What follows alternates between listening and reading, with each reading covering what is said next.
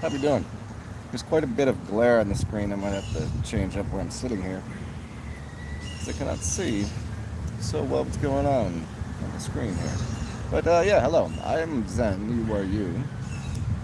And I thought we might talk about scientism and science, um,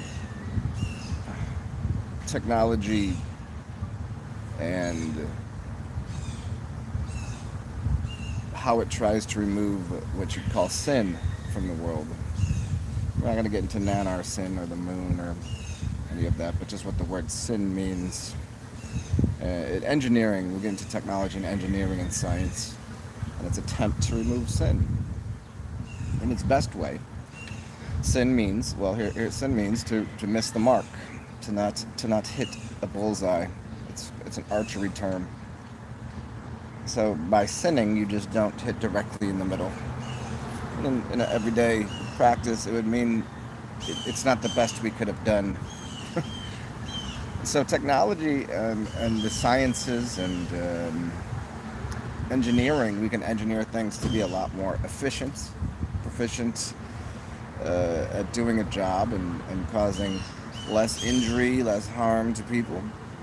But in the worst ways, it removes whatever it is to be human, which seems to be uh, sinning. You don't learn how to walk without falling. You don't learn how to ride a bike without falling off. You don't learn how to play football without throwing it and missing. You don't. This is part of the process of becoming um, a scholar, intelligence. And when you do reach that level of intelligence, you use the sciences, that what you've used your entire life. That's how children learn, through the sciences, whether they know it or not. They're practicing science. Science is a practice. It's not a goal. Scientism is like religion, thinks that somehow they can remove sin from the world, thereby removing everything that it is to the experiential life of being part of the world. Getting a couple bruises and fall over bruises, and you stub a toe and all that kind of thing. And so like now we're sitting here dealing with this whole nonsense because it is a complete farce. It's a beyond anything you could ever imagine happening, and it's happening in real time, where there are people that are so ignorant to believe that what's going on is true to begin with. But even if it were, let's play a little game here. If the whole thing that was happening here was actually real, first of all, everybody would be dead. You'd have to understand. If you look up what the word means, that Pan, the goat god Pan, and if I use the Pan and then I'll say demic after, if that was real, do you know how that works? Have you ever looked into history and done any research on what that word means? It would imply that most of the population in the first 2 weeks to a month would have been, and now we're 18 months into something. It's well, let's just for a second believe that we could fix it with science. Well, that's not happening, obviously. And they still attempt to try to. Everyone attempts to fix everything with, you gotta find the cheeses, and then the other people on the other side, you have to be pragmatic. You have to understand science and the science god. It's just science. They stand behind the word science the same way people stand behind the word God or Jesus. It's it's blasphemy, both of those things. To say Jesus, God, or science is blasphemic towards the human condition, the human spirit, yourself. It is. How do you learn how to speak a new language? You stumble through. You bumbling, stumbling. You learn. You immerse yourself, and you have a life full of experiences, experiential immersion into life. That's what it is. And they think that somehow they can solve something with something they made in a laboratory under certain conditions that who knows even what's in there. But yeah, let's just go ahead and see if this works. They're just throwing. Basically, what's happening is remember that really awful painter that just threw paint against the wall, and he would call it art. What's that guy's name? But everybody, for whatever reason, he was like really popular in the 80s and 90s. Whatever that guy's name is. Have you ever seen any of his like actual paint, his actual artwork? It wasn't that good. It wasn't as bad as just throwing paint against the wall. See, I can't remember his name. That's how awful of a painter he was. Even though, Jackson Pollock. Yeah, like this is what they're doing in what you'd call scientific laboratories. They're throwing paint against the wall. They're just throwing a bunch of chemicals into something and saying, let's see if this works. Despite the fact that for millennia, there's been these plants that are around us, and there's shamans, and there's herbologists, and there's people that understand plant life and understand specifically what the plants do for the human body. But what they've done is they just took all the plants, put them in a blender, extracted a few things out of it, and then just threw it into some beaker and said, oh, this works. It's insane. I love the, what's it, Alan Watts always says, could you imagine if aliens, I don't know if it was Watts or maybe it was Terrence McKenna, or, I'm sure a lot of scholars have said this kind of thing, but if aliens came down here and took a look at what we're doing, they would just turn around and leave. Like, they would be like, is this real? If you were looking from the outside into what's going on this planet, you'd be like, what's wrong with all these people? They're completely under a spell. They're completely like, we gave them brains and they don't use them. And then you have these couple of people that instead of using their brains and their hearts, maybe they don't have one. Maybe they've been alive, getting to vampiric things and living forever. Like you could have your heart removed. Literally, you could remove a heart and put a different thing there, because the heart is not just go a little sideways here. The heart is not a pump. Your lungs are the pump for the body. You can't push all the blood around your body with your heart. It's your lungs that do it. They pressurize the system. So, and there's a couple people that told you how that worked, but most people say no, the heart is a pump. No, it's not. It's a valve. But so you could get the heart removed and put something else in its place. So people literally don't have a heart. And if you're alive for a very long time, if you were to take your consciousness and put it into a body that is made out of plastic or another something that doesn't decay. Not that we couldn't keep this body in a very mint condition and have it, if we understood the technology of what a living organism is and why plants can come back alive every year. You have annuals and perennials. You can have perennials that just keep coming back. Why? What do they know that humans don't? Well, we could, but instead what we do is we go, no, that piece of plastic works better. It's going to last longer. Why would you want a longer life if it was as horrendously idiotic as what's going on these days? Like watching people just walk out of a church with the mask on is it's next level ridiculousness. So I was going to walk you guys around New Orleans in a little bit, just to show you. It's Sunday. It is September, 20th perhaps? So today, there should be a lot going on. There should be people everywhere. Now, part of it is the thing, that the bigger thing that's going on. It's been going on for a year and a half, almost 2 years now, which is ridiculous. Part of that has destroyed the economy here, but then we just had this hurricane that I'd like to remind people. The hurricane itself is not the dilemma, it's everything afterwards. People leaving, businesses not open because they don't have employees, stock for places. Like, it's I've lucked out where I live, because I'm in enough, like the area, there's enough rich people around, so these places have we're kind of in an oasis of sorts. I mean, there's still like, everything is mixed here, but this part of town is pretty okay. But if I go to different places, no trash is picked up, stores aren't full, they're not open. It's a whole mess. It's chaos. So anyways, I was going to take you to the French Quarter where there should be music and people should be wilding out and having a good time, you know, hugs and high fives and football games on, you know, smashing beer glasses together and saying, you know, just having a good old time. But I must say I'm gonna have to look for it. Where normally you'd have to try to find your way not to be somewhere where something awesome is happening in the city. Now you have to like search for it. It's like underground. Anyways, what's up, everybody? You like my sunglasses? Who's here? What's up, C Noble? What's up, Angel? Take these off just so I can see what you guys are saying. There you go. Pan. What's up, Ironworker?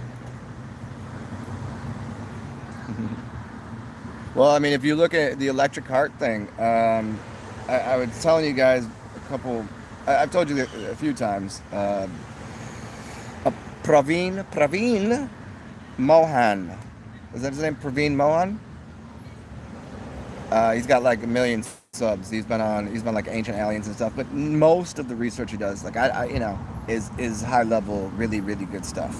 And he goes on to say that some of the ancient Hindu gods were actually living, but they were put into different bodies that were made out of. This is why they were like considered immortal, because they were in different bodies. Like they were in. So we're in carbon-based system, and they were in silicone-based system.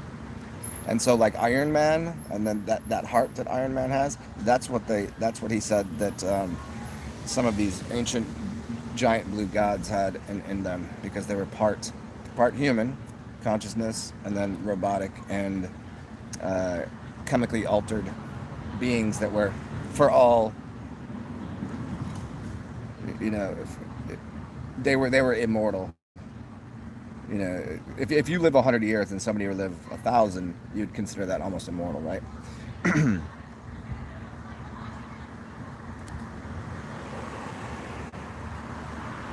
Yeah, see, see, we all have spirit. Spirits are individual. Soul is the collective. It's the collective soul, you know, the group, collective soul. The soul is a group. It's a singular. It's a whole group of us. So there can be soul groups. So there's multiple, but the spirit is individualized. I'm a spirit, you're a spirit. If they're a collective come together, it's a collective soul of things. It's one thing of many. Many become one soul.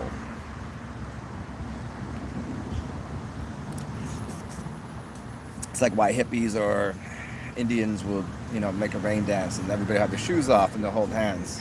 You're connected to the soul, the earth, the soil, from the sole of your foot to create a soul. And then you can also harmonize and make rain and do all sorts of weird stuff. Using electromagnetics, which your body is part of the entire system. So hello, if anybody wants to, as per usual, Colin Carey the other day said to buy some different beer because he was like, why are you drinking that trash PBR? And so he gave me a couple bucks to buy new beer. And I haven't seen him since, but I bought some wine. So hopefully that counts. I just haven't drank it yet. I was waiting to see him. And I'll let you all know if you want to. Feel free, donate. It's very helpful. This is how I earn my keep, by telling funny stories, educating on anything you need, and you can always holler at me one-on-one. You can get at me at Theo Luminous, Theo meaning God, Luminous meaning light, Luminous at Gmail, Theo Luminous. And if you want to donate, this is because you're kind-hearted, wonderful people. Look in the box beneath, description box, and that's CashApp, PayPal, or Venmo. And it'd be helpful if you are going to put it in my PayPal, because because I'm down to like 48 cents. I wasn't paying attention and I used that yesterday. I might have overdrafted, which would really piss me off. But feel free, yeah. It's TSAR. I think it's XEN. You have to look beneath. Czarzen. Czar. Yes, a czar begging and pleading for assistance monetarily from all of you. And it's still strange. As many subs as I have, I can't get $1 a month from all y'all. if I got $1, if I got $1 a month from everybody that subbed to me, I would be more than taken care of. I'd be able to, help out other people. But no, I have to sit here and beg all of you. But if you want to, yes, buy me a beer or buy somebody else a beer. Tell me what it's for. And if I do go to the quarter, we can find some music and you guys can listen to some live New Orleans music if it is happening. Hopefully it is. We're looking at 12:30 right now. Yeah, it's about 12:50. So hopefully you guys you can join me for some live music. I figured I'd do 2 parts of this. I'll do this, I'll chat with you guys for a little bit. And obviously if there's any questions that you have about anything, I am a giant encyclopedia of knowledge. Both through reading of the books and personal experiences, and just all the things that my brain does that other people don't do. Welcome.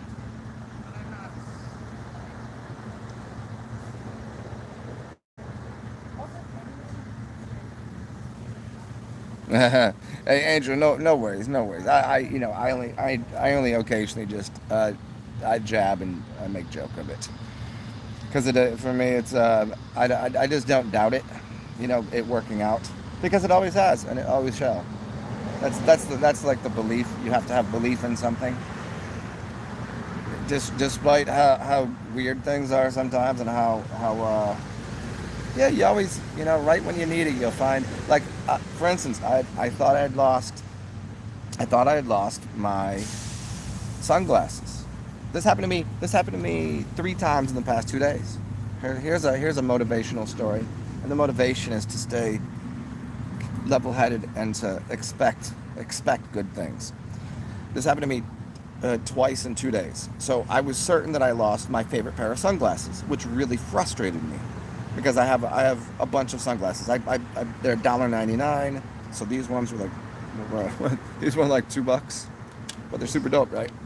Pink polka dots, come on, And so I get them from the grocery store. Like every other time I go, I just get a pair of sunglasses, because A, I'm gonna break them. B, I'm gonna give them away or lose them.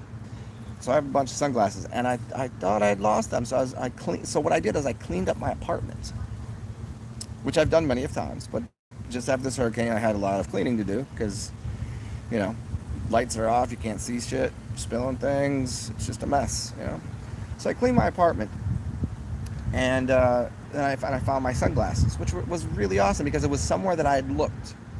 You know the times that you look somewhere and you're certain. It's not like, sometimes you go, oh, I was just staring right at it, they were on my forehead. No, they showed up in a place that I was like, I'm 100%, 1,000, million, zillion % certain they weren't there, because when I walk in, there's a tray that I have 10 pairs of sunglasses on. I have books, my keys, and sunglasses. That's what goes right there. And I'd looked there multiple times, and they weren't there. And then, poof, I cleaned my apartment, not even cleaning that up.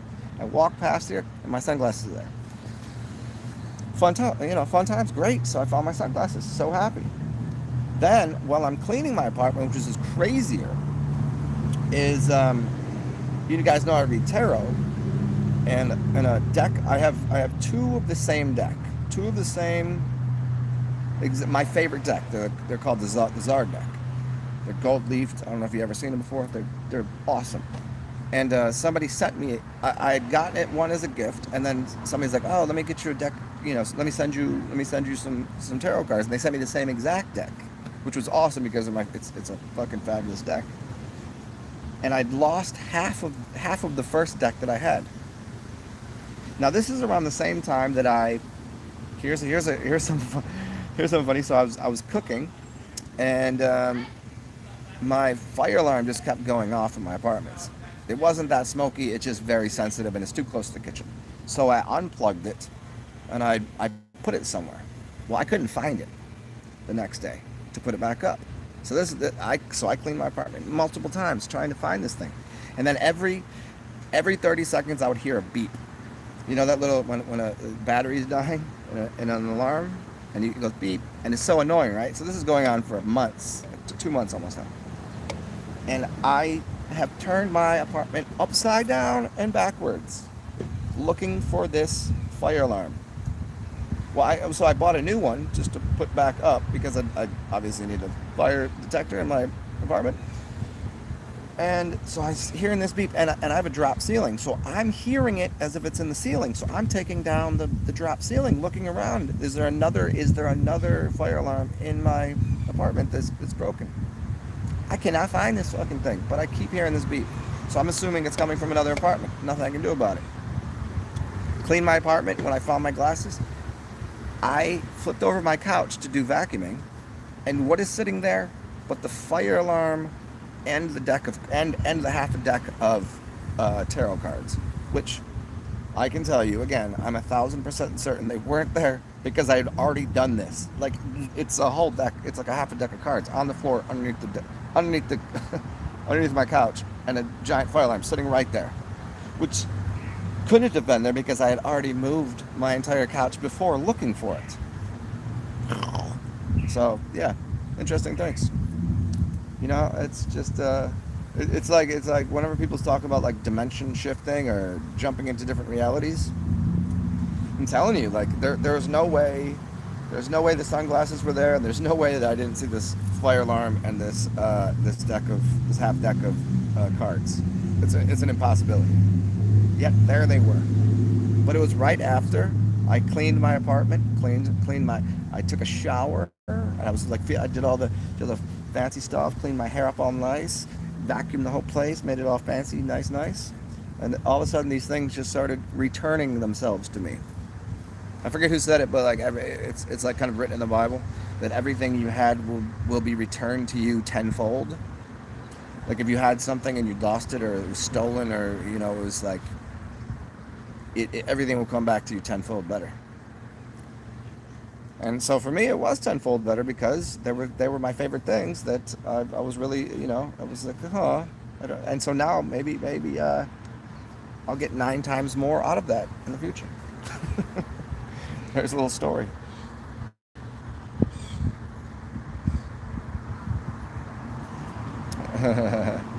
You've lost your phone. I'm not talking about that because I'm not going to encourage that to happen.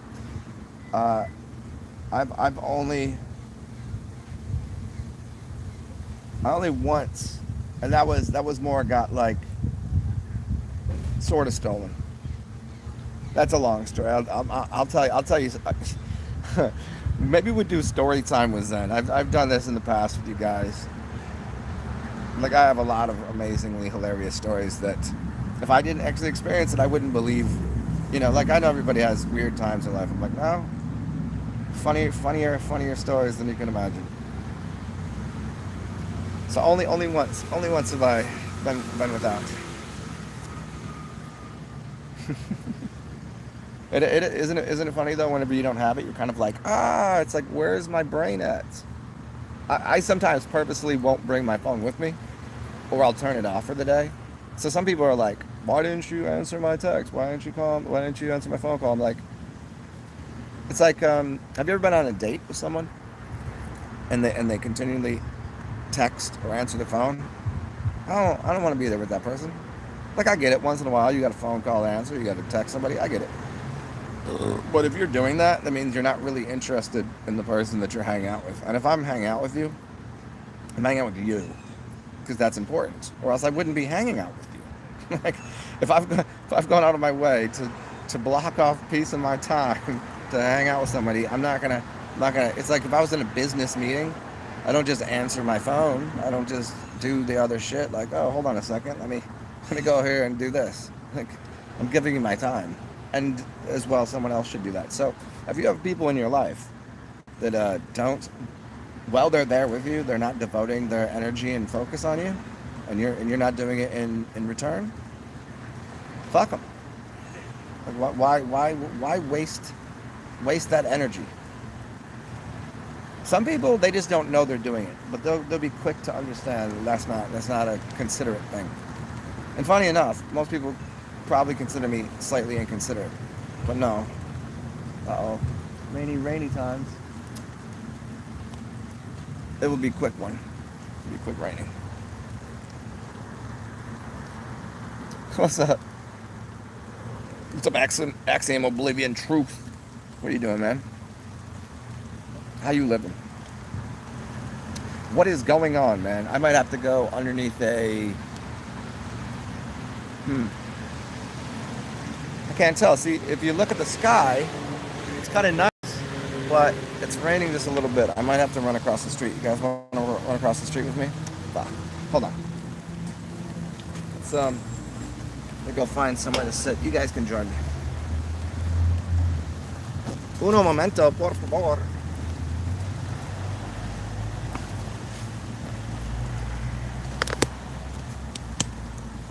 Okay. Deal with it.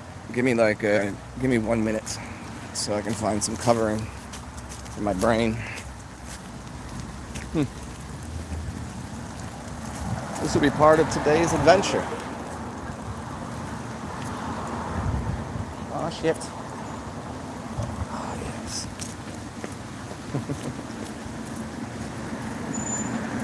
We are almost there. We've almost arrived at our destination. Although there'll probably be other people here. I don't feel like... Oh, maybe we lucked out. Nobody's here. Cool.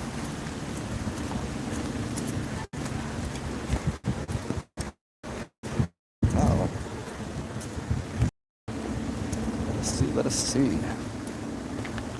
Alright. That's it, Russell. Okay. Okay, well, check it out. How about this? What we'll do is, let me wait this rain out. And, what's up, Julian Escudero? What are you doing, man? Yeah, Axiom, I've been dealing with the reality breakdown and building it up in a different way. It's like, reality is very malleable, right? Very moldable. Well, I guess nobody's really here, so we can hang out. I'm giving two shits. There's me. Check it out.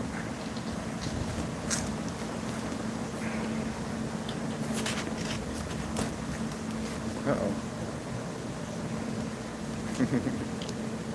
Well, actually, this works out a little better because there's less glare on the screen.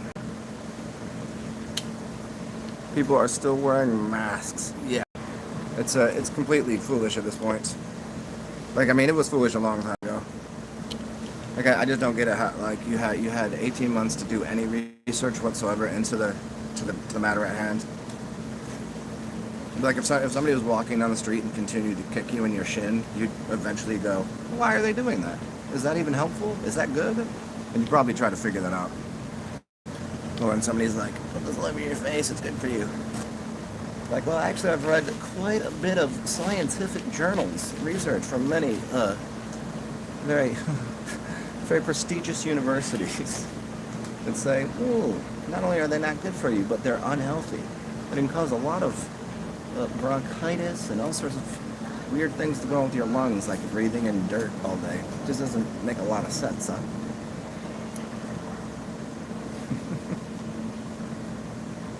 Oh, Axiom, they like it because they. I think most people like it because they already have a lack of self-worth, self-value. They don't value themselves. They probably think of themselves as not good-looking people or something, and so that's like a relief for them. They don't have to put their stupid face in front of everybody, which is interesting because when I first started doing videos, what is it, 5 years ago? I never put my face on camera. I didn't like the sound of my voice. I didn't like what I looked like. It wasn't that I didn't like myself. I love myself. I love you too. I just didn't. I was like, it was just a weird thing, seeing the camera and hearing my voice. It's kind of like remember when you used to put your, you would do your message. So it's like somebody calls you and they're like, well, hi, this is so and so. Leave them. How many times did you have to redo that because you didn't like the sound of your voice? That shit happened all the time, man. But then I just said, fuck it. This is what I look like. This is what I sound like. And if you don't like it, I don't know. What's there not to like, though?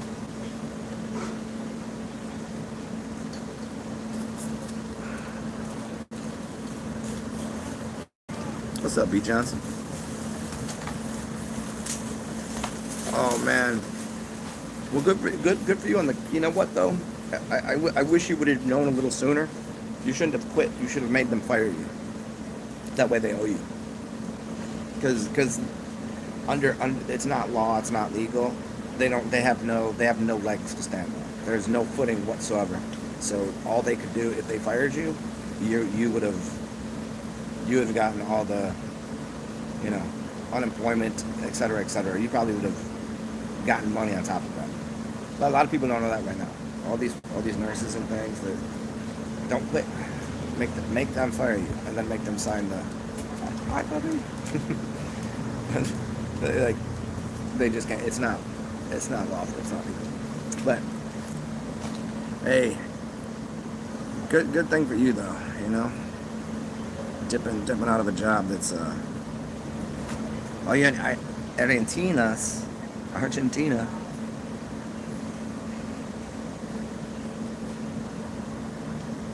Yeah, I mean, I could see why. I mean, I will say the first 2 weeks, I was where everybody else was. I mean, I still understood that it was probably bullshit, but for the first 2 weeks, I was like, okay. I still didn't really, unless I had to, you know, unless I was going into the store where they're like, ooh. Now it's kind of like I just don't until somebody makes a fucking issue, and I'm just like, I ain't dealing with this today. Fine. You know, like, I'm not like, I won't always do that, but there's enough places where, like, well, if you want your business to go out, if you want to go out of business and you don't want to support me and you're not going to let me do business here, yeah, I quit that easily.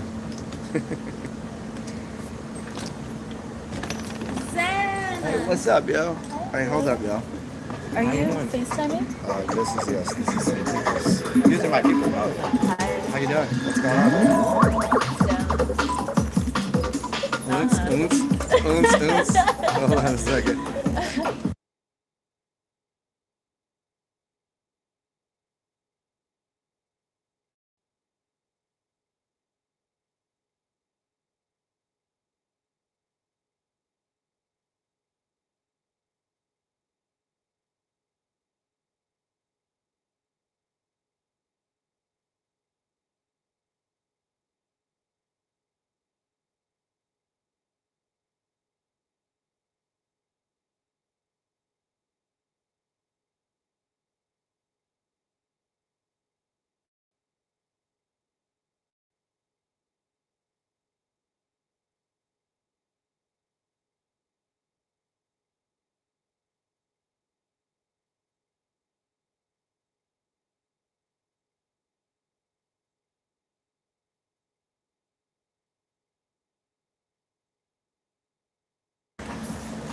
Okay.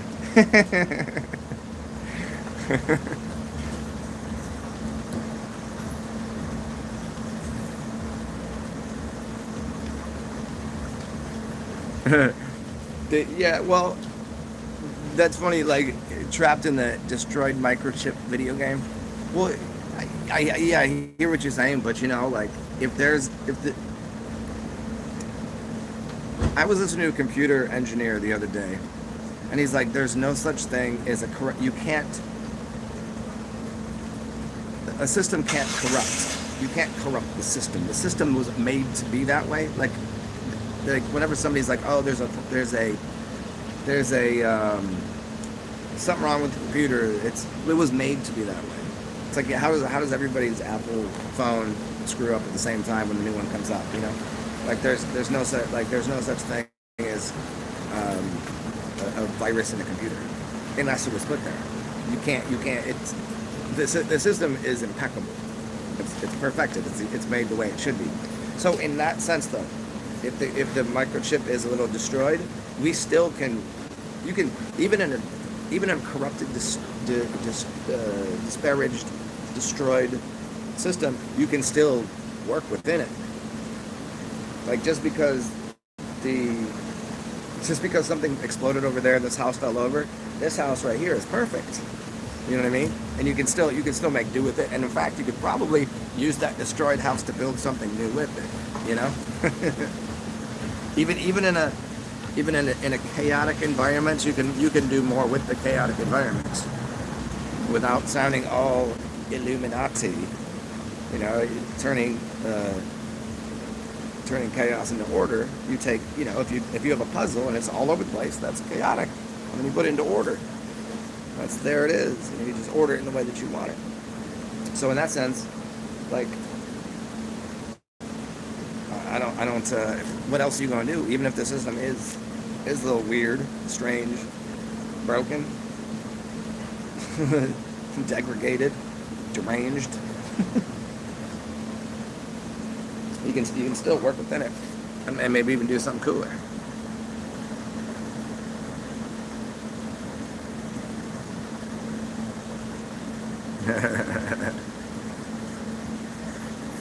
See, no, but what you talking? Who looks happy? What's up, Ida?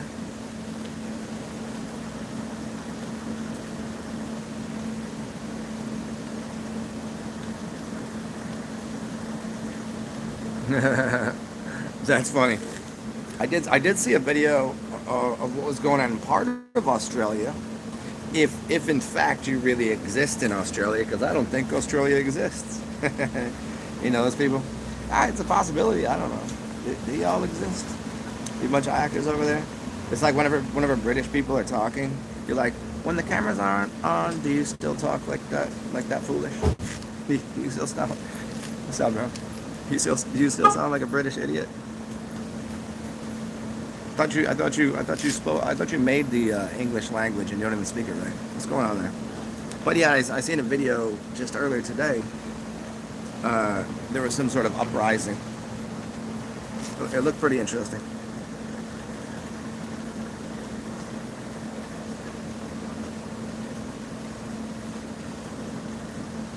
Oh, Angel, there we go.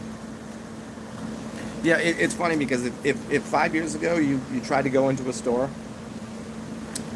and you know what's funny? The store right here, I'm not kidding you, I could go show you the sign. The store right here, it has all of its old signs on it still, but then next to it is new ones. Okay, so the old ones say, you can't come in here with a mask on, you can't come in here with a face covering, you can't come in here with... It was basically saying all the things you can't do. Like, you can't have a backpack, you can't, you know, there's like little things in the store they don't want you to steal. And this place used to be kind of like, this was not the greatest part of the, you know, so those signs are still up, right on the door. Can't come in here with a mask. Then right next to it says, you have to have a mask on, you have to do that. Like, I feel it's very contradiction, you know? And obviously, 5 years ago, if you tried to walk into any store with a mask on, they'd be like, no, I don't trust you. Because I can't see you, so there's a possibility you could, you know, you might steal something, you might take something. Now, if you don't, they don't trust you and want you there. It's weird. Strange. Every time you think things can't be any more upside down, it gets even more upside down. I mean, how could you be any more upside down in the world? But then again, if you live on if you're a monkey on a spinning ball flying through space, there is no such thing as up. Therefore, there is nothing that's down. So nothing is actually upside down. If you were to believe there is no down and there is no up. Everything just is, man. I mean, it just is, dude. It just is like it is. Oh, and also, if you want to, you can give me a thumbs up. Right there, there's a thumb. And there's my fingers, just so you can see I'm actually a Mal. Just so you know. See this one right here? Testosterone, estrogen. See? And I get you one of these, too. Yeah, it's a strange place we live, huh? What's up? What's down? How's it? Magnets? How them shits work?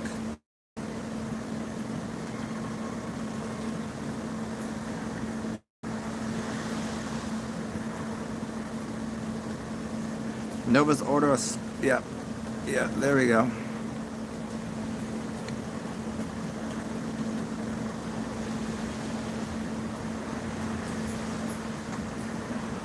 Mr. Jackson. Yeah, that's very funny. Like, people that used to look crazy now look normal. You know? Like, the people that used to be acting all like wild and whatever, that's just normal run-of-the-mill shit now. And actually, they're looking the people that were just running around like houseless and saying all crazy shit, doing all the like, they actually look more sane because they're not wearing masks, they're still breathing, and they're not just falling. The biggest question I have is, if this thing is going on, why aren't all of, because I know a big cross section of people in the city, especially the houseless, homeless population, like, they're still here. Why shouldn't they all be, shouldn't they have just, but they're not. In fact, I still have yet to know someone personally that vanished because of this thing. I've heard of, I know of one person that I'm very well aware of that knows a bunch of people on their street, and I know of other people that have said. So I'm still 2 steps removed from it. So I don't even. I thought it was like that serious. I thought it was serious business. What's up, Robert? Well, I mean, was the hurricane part of that?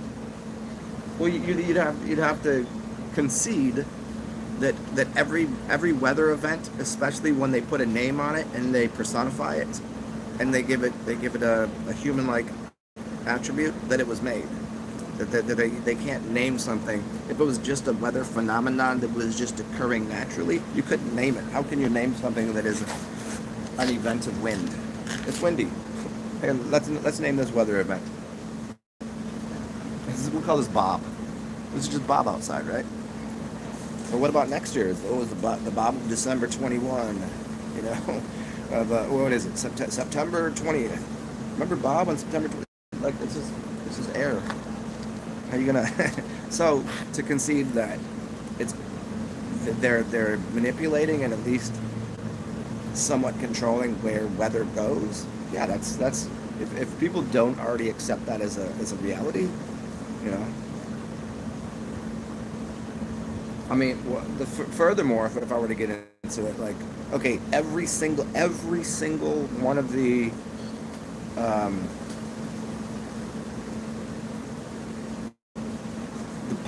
all the power. There's so many power lines. Like I can attest to that. I've seen trees all over the place falling down, lines down, but all of the major points where the boxes were, and this one falls in the river, and everyone broke. That's a little bit. I don't know. It was windy. It was bad. There's no doubt. But like we deal with how many hurricanes a year, and this was bad. But all of them right now, like New Orleans, most of it has power. But anywhere around here, there's no power. Like, there's people that are dealing with, like, they already live in the Alligator Alley. They're already out there. So in that sense, they're kind of used to it, right? They didn't, they're already building fires. They're already like hunting their own food. It's not a lot changed, but there is no outlet to get gas, to get groceries, to do their normal things. It's the 20th, so it's been almost 3 weeks for them. So no problem.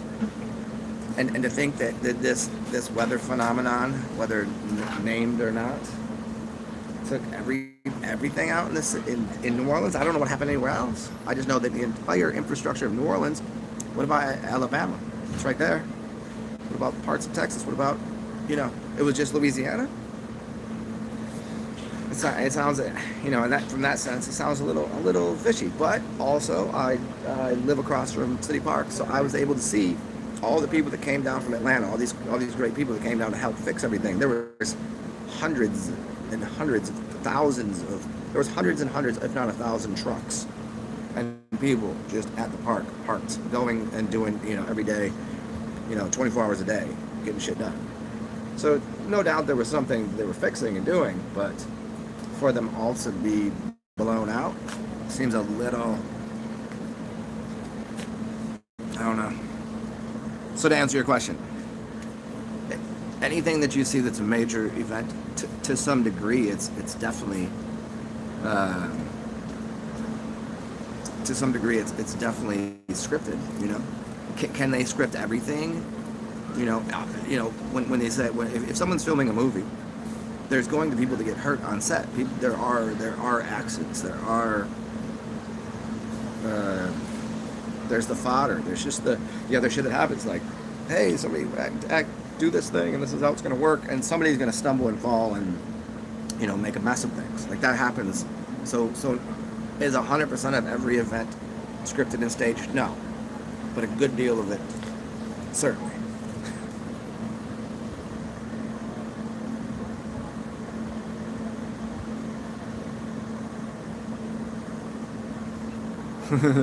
One of your friends was surprised, but you won't be able to go to.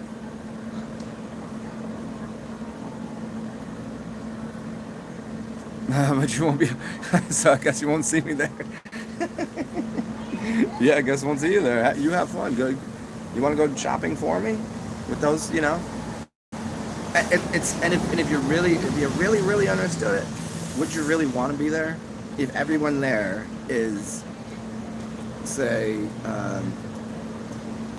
would you want to hang out with a bunch of crackheads? It's a pretty simple question. People just randomly put chemicals into their body that they don't know what they're doing, and it might have a very profoundly negative effect that they might actually, if someone's sitting there like bleeding and puking and spitting and sweating all over you, probably not great. Of course, if you got a good, strong, healthy body and mind and system, that wouldn't be too much of a trouble. It would just be kind of nasty. But would you really want to be there? But they'll happily do it.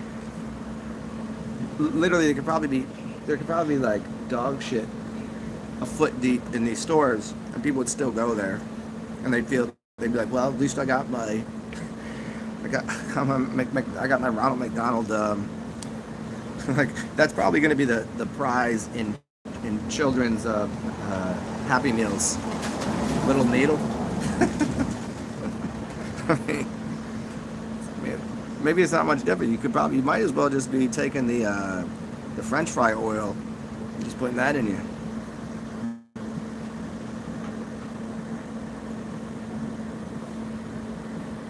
Hey, what's up, Julian? You asked me that. So coding. Easiest way to say it is if I'm talking to you and I just start to allude vocally to it. You see, you have to do it. I couldn't write it how it's done, but if I'm saying to you, you should probably go over there and do that, that's a simple way of putting it. Is you would just be, when somebody looks at you and they say something and they're being facetious or saying something but don't really do that, do they give you the kind of wide-eyed nod, whatever? Like that, you can do that with all sorts of. It's like playing baseball. If you know the signals and the signs, if you know sign language, there are certain specific signs, but there's something beneath that, which is like an organic, natural way of sign language. It's called the sign of nature. It's your sign of nature. If you hear a blue jay, you see a blue jay, you see certain animals act a certain way. They're showing what it is. If a big red snake comes up and puts their wings out, they got a little boa constrictor or whatever, that would be like, back the fuck up. Sign language, you'd be like, oh, it's just a snake. You got a little garden snake. I know people that walk around New Orleans through the French Quarter on Bourbon Street with a snake around their neck, a giant yellow python. They're just walking around snakes, but if there was a big red snake, you'd be like, well, maybe that's a little different. The sign of its nature, the sign language. If you see a fruit that has got a bunch of prickly shit on it, you probably don't want to eat it. It's kind of telling you don't eat me. So there's a way to speak and sign things, to use gestures. I don't know. It would be such a long thing to get into how to do it, but it's as simple as saying like sign language is. What's up, yo? To say the first thing we ever did was sign language. When we came out the womb, that's all we were doing. As you get older, the only reason that you learn how to speak coherent language is because someone keeps repeating repetition to create, the way that somebody might speak. But without that, you would be just doing sign language your entire life.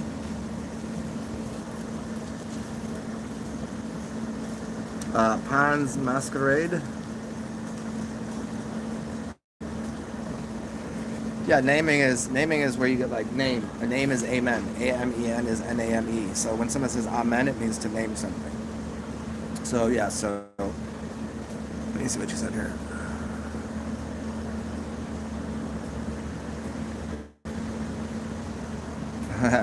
Oh yeah, the other day I took you guys to the park a little bit, and there's plenty of trees that were really, really big that got uprooted. There's some that are just the roots. It's trees that are like this big around, which that's pretty big. And there's some other ones that are way bigger that got broke or fall over, which is, I was like, that's pretty heavy duty. And if I walk down the street, some of the sidewalks are broken because it uprooted what's underneath the tree fell and screwed up because the roots are underneath the street, like this tree right here, this tree. Where do you think those roots go? They go underneath the street, and if you loosen all that up, break that, lots of streets that have caved in. I mean, that's the under structure, the infrastructure beneath that's kind of been caving in for quite a while.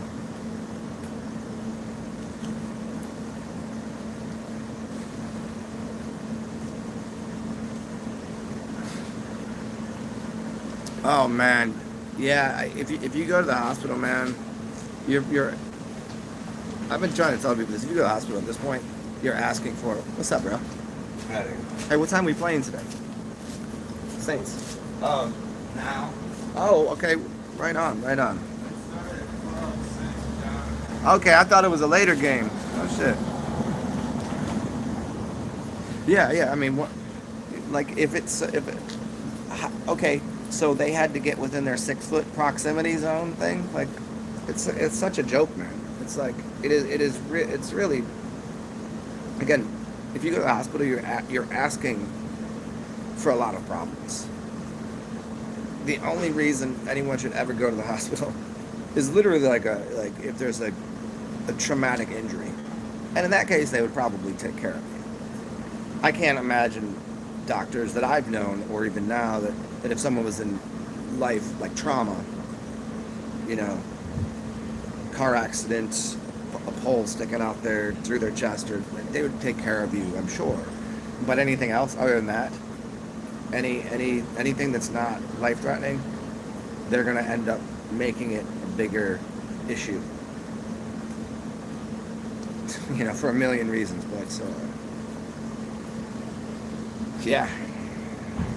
It's a strange place. I mean, I've always been one to say we probably should have less doctors and less hospitals and less teachers and less schools, which is happening, but the way it's happening is really disruptive to how people think the world should be run. People are like, we need to get the kids back in school. I'm like, are you serious? Do you really believe that? Or you just don't feel like teaching your children? I get it. Then you got to get into finances, and I got to go to work, and kids got to, I get all that. But the school teachers, we don't. Teachers, leave them kids alone. That kind of shit. Another brick in the wall. I mean, even the most cursory research into the Prussian school system, which is now in America, and it's all over the world for that matter, would lead you very quickly to understand what it is. And it is in no way helpful. You can learn everything you need to learn of the basics of life, and I think it's 800 hours. I believe it's 800 hours, which would cover about 2 years. You could learn, math and the alphabet and spelling, and you could learn the basics to have a functional life in about 800 hours, which is nothing. After that, it's something else. So school's way overrated, and the fact that we have computers, we can learn anything we want to, and we'd also have to learn to do a little critical reasoning, critical thinking, and then hospitals, how many people are hypochondriacs and go to doctors and hospitals because of Munchausen's, Munchausen syndrome, where people think they're sick when they're not because they're trained to believe they're sick. So between hypochondriacs and Munchausen's, how many doctor's visits never need to happen anyways? When I was a kid, I used to go to the doctors all the time because of my parents. It would bring, like, if there was even the most minimal thing, they would go to the doctor to see what's wrong. Like, people get sneezes. You're allergic to this. You have a cough. You have the flu. You have whatever. Like, not for 1 second considering all of the dietary inconsistencies and the filthy nonsense that they're sticking into me as a child. That doesn't matter.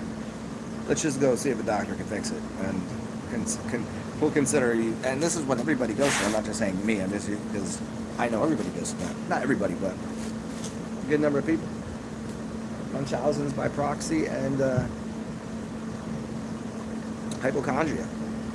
So most hospital doctor visits are shouldn't even be done anyways.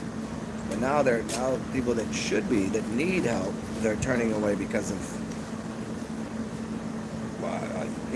a bunch of ridiculous things. If you break a bone, that should be taken care of. There shouldn't be a whole thing about it. Yeah, it is. It's pretty amazing. Doctors are supposed to be so smart, and they're literally the dumbest people. They're the most trained of people. They're trained, and their brain doesn't work. They're not critical thinkers. They don't even know how to think.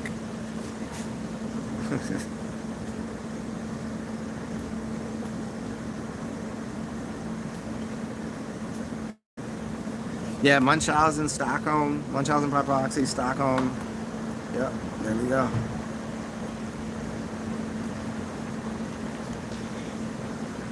Angel, a friend of mine years ago, she was a teacher, and she was 3rd grade, and then she got into higher levels of like doing teacher training. So she was like doing NLP on teachers, and then other aspects of the school system. And I'd read a couple of really interesting books. One being Dumbing Us Down, The Fourth Purpose, and The Underground History of American Education by John Taylor Gatto. And I was like, look, so she was like, oh, whenever you're done with that, let me read it. I was like, no. I was like, seriously, like, if you read this book right now while you're in the school system, I was like, you'd quit. You'd quit right now. You wouldn't have a job. If you read this and understand what it says, you would quit. You probably wouldn't even go back. You'd be like, just send me my last paycheck, I'm done. And see, most people do, when someone's paycheck, you can't make a man know something if their paycheck requires them not to know something. Doctors, their requirement is not to know what they're actually doing. Teachers, there is a requirement for them not to know what's going on. As soon as if they were to accept it, because they reach that point of cognitive dissonance, that they have to, it's self-preservation. Because they go, oh, if I know that and that's true, then I can't morally, ethically continue to be a doctor or be a teacher. They wouldn't be able to, but they have to go, no, that can't be true. So there's a giant blockade because they need a paycheck. If they had an out, if teachers and doctors had an out to find a job that would suffice, like a doctor to do a job that they even know how to do to make as much money, they'd probably take that opportunity, but they don't have that. What other job's going to pay what a doctor pays for somebody that doesn't know how to do anything else?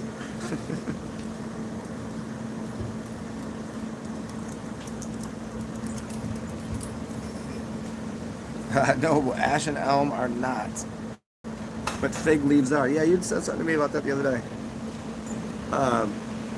The AE, that's interesting. I do love figs though. Figs are delicious. Figs are, figs are good for? The testicles. They grow in pairs. They're filled with seeds. And the original, they wear the fig leaf, and the original, if you really to get into a little bit of the Bible kind of stuff, a lot of people say it was figs that we're talking about. Apple or figs, or perhaps a mushroom. Well, that's a long story.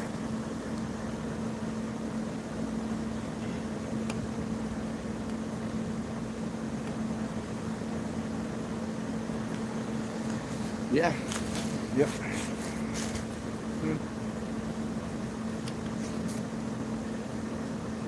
I'm trying to consider. Think if you lived in a third world nation, how do these people exist? They do. There are local healers, medicine men. I wouldn't call them a doctor, but they're doctor types, and they're not. Some of them are getting a little bit of the new school scientific white pills there is a use for them. I understand this. They accomplish something, but the majority of it's garbage. But okay, so these places, they're still existing. They're still working with what they have. They understand how every single one of these plants works. But how would this nation, how would any normal first world or even second world nation that prescription drugs and all this, how would they adapt? I mean, really, like if I were above playing this video game, I might hit that button and say, hey, let's see what happens if everybody has to deal with. Here, you don't have any drugs. You don't have any school teachers. What are you going to do now? I might hit that button. Should I do this? I mean, a lot of this, no, I'm not okay with a lot of it. But the no school and no doctors, I'm good with that. I'm good with like a very small amount of doctors and a small number of schools, because I understand some people they have to send their kids to school. There's not really another good option. But majority, no. There's too much education to be learned online. There's too much social interaction that people need.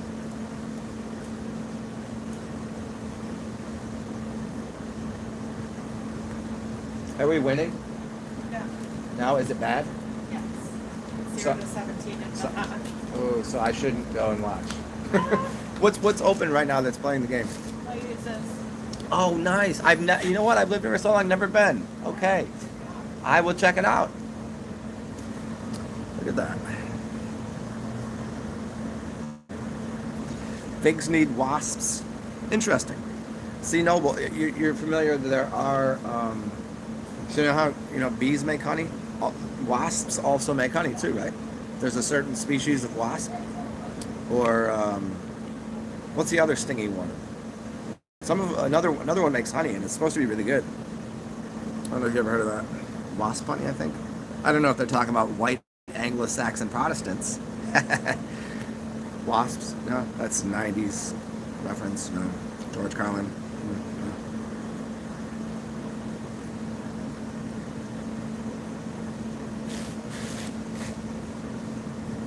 So Angel Wings. Is your name actually Angel? Or is that just for fun? Because, yeah, I mean, when you have a crystal, once you understand that you're vibrating at a frequency, that you're using that as either you're amplifying something depending on the crystal you use. So if it's in your watch and it's keeping time, and also it's piezoelectric, means if you put pressure on it, it's producing. So if you take a crystal, funny enough, I knew these cats. They used to be a psychedelic community.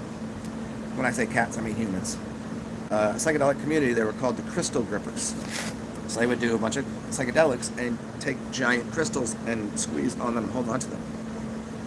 They're causing a piezoelectric thing. So if you were to hold a crystal in your hand, you would hold it in your left hand and touch with your right. You could produce even beyond the auric field, but you could produce energetics into somebody's body, especially considering your bones. These are crystal. Your bones are basically crystal. Your blood is a liquid crystal. Your bones are crystal. If I were to grab your hand like this, it's crystal on crystal. If I put another crystal in my hand, it could amplify what I'm doing. I'm amplifying what's in there, and I can put it in somebody else's body. It's completely like, that's scientific.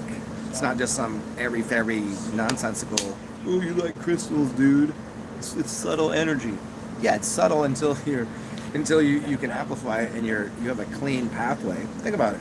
How do you think electricity works? It's a gap.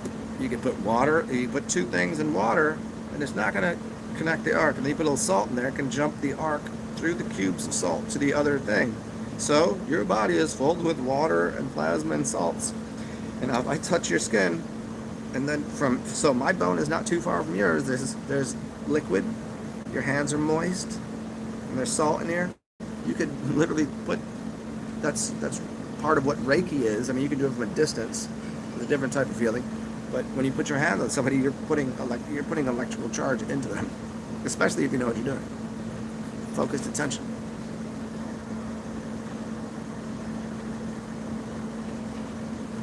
Oh, no shit.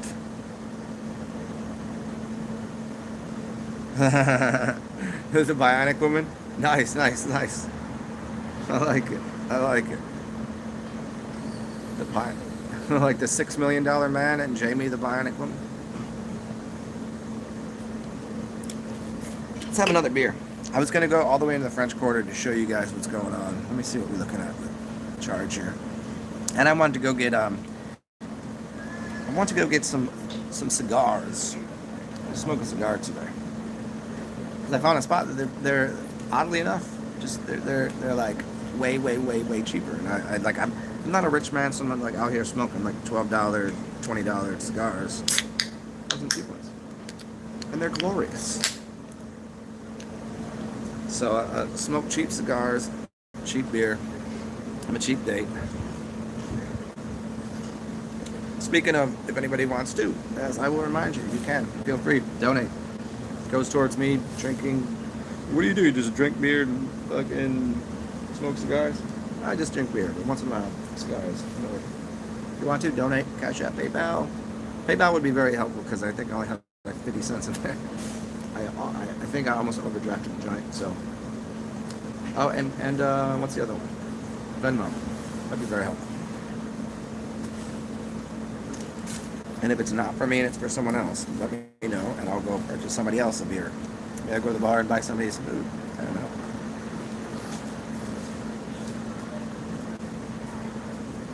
know. So what else? What's going on in all of your lives? It's really interesting. All of the places I've lived in, all of the cities that people like.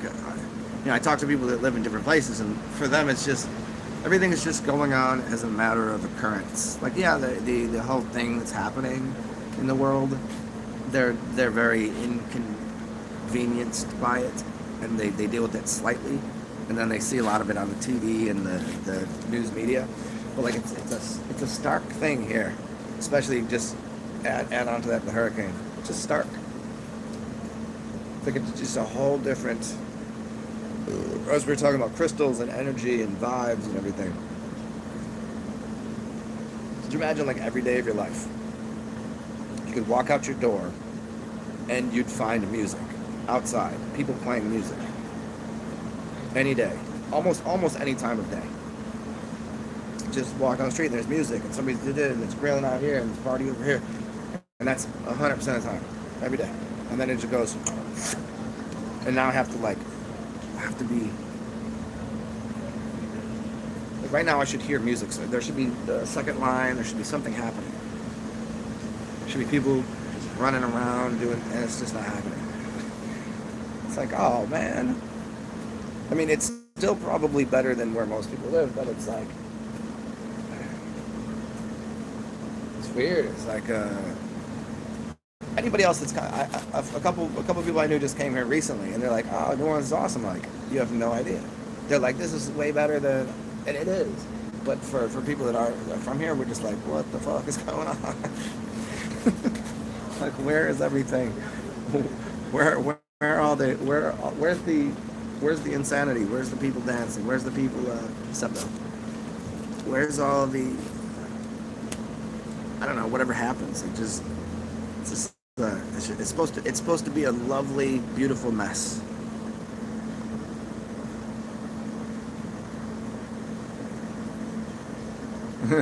Arcane, what's up? Yeah.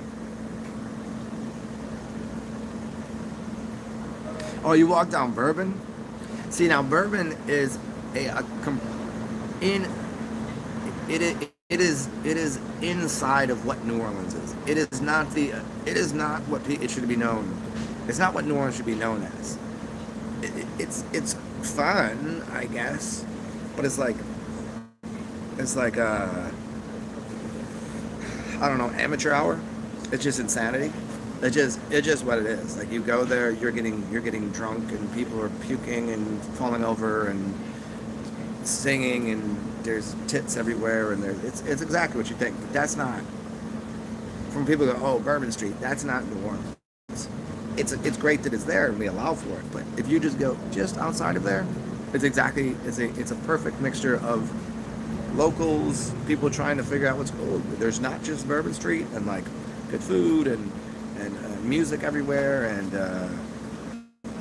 there's little alleyways that people live. They live there, and you can go like into their little back apartment patio area, and there's pools and like there's all sorts of things going on, and that's just in that park. But like whenever people are like, oh, I've been to. Do you have a lighter?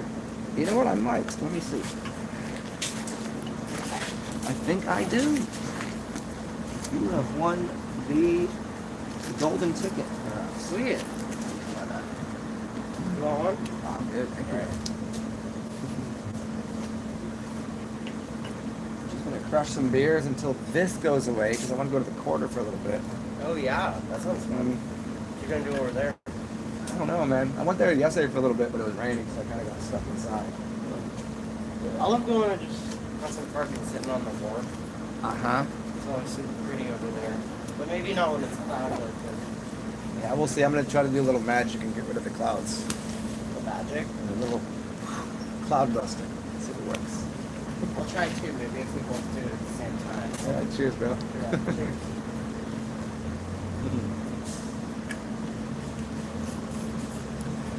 What's up, Griff?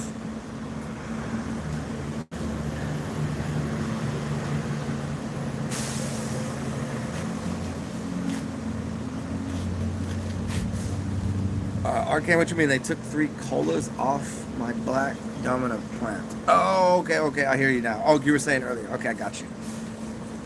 The graveyards here are awesome.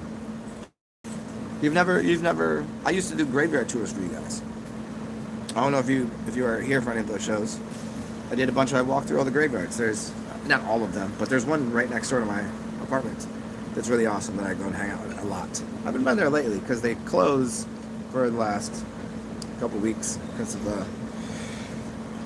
You know what? There wasn't too many trees in there, so it didn't. There was no damage. I haven't gone to any of the other ones because I know most of them don't have very many trees, but. So luckily none of that got destroyed. They were just closed due to a little bit of water. They didn't want any dead bodies coming up through the ground.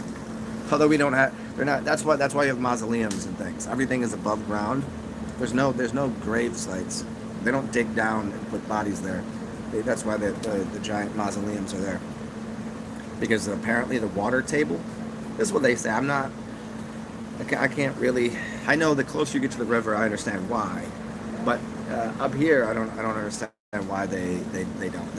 I think it's for a different reason. I've done a lot of shows on why I think they're built the way they are and why mausoleums are made out of marble or granite or once again, it's piezoelectric and what might be maybe taking you to underground city. See, especially when you get into watch any of those shows where they go into these giant mausoleums and there's like an entryway to an underground city or something. Yeah, pretty interesting.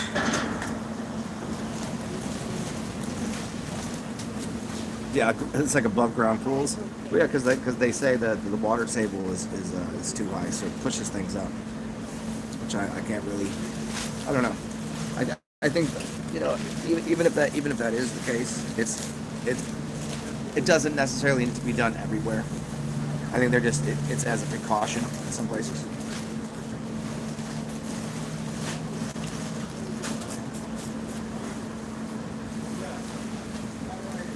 Whoops, Skull. What you doing?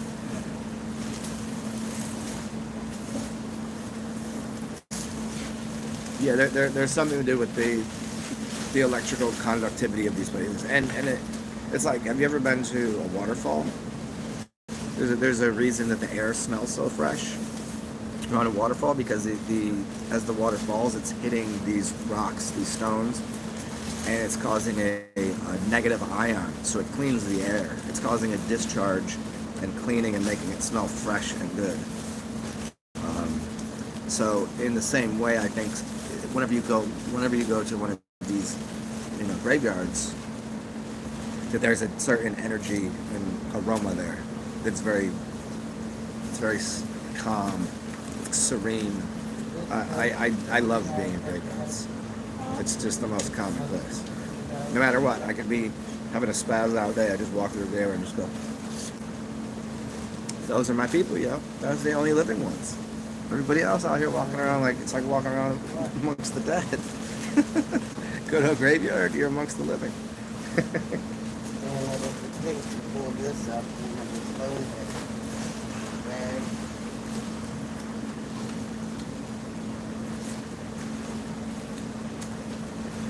The ones with the statues on top? Yeah. I'll maybe I'll do another show for you guys soon, where I'll walk you over to the one next to my house, and there's a bunch of I think they closed at like 1 today. I think, yeah, I just seen them leave a little bit. Yeah, they closed at 1 today. Yeah, I think CC's might still be open. It's only a little ways down that way. I'm not going Yeah. to street with this Yeah. But right next to my house, there's a bunch. There's one little area right in the front where there's maybe a dozen or more giant angels on top of them. It's really cool. It's really interesting because there's one building, there's one mausoleum. I guess I'm using the right word here. But it's made out of red. Is it red granite? Whatever the red brick is. It's the only one. Everything else is gray, or the gray blue, or perhaps some of them are made out of concrete. But most of them are very, very, very thick pieces of granite. Or anyways, so the one in the middle is the red, and then there's a bunch, and it's faced towards the west, and the rest of them are in almost like a horseshoe around it. So some are faced this way, some are faced this way, and some are faced this way. It's towards the street, and they all have angels on top of them. But the one in the middle is red. It doesn't have anything on top of it. It's shorter. It's really interesting. I'll show it to you whenever. Maybe next video I'll just make one for you.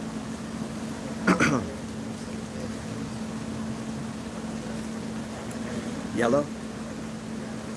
Yeah, everything here is there's some are actually brick, like Tartarian brick Empire stuff. A small number, and then concrete, and then marble, and then granite, and there might be some other materials, but that's the majority. Yeah.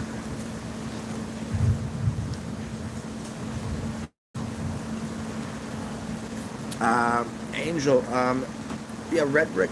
I don't know that it conducts it, but it stores it. This is why they made all of those buildings out of the red brick. Especially when you get into, I think John Levi or Jay Dreamers or somebody else did a whole video on why. It wasn't any of them. It might have been John. But so anyways, if you go to John's videos, you could probably find your way to who was talking about it initially.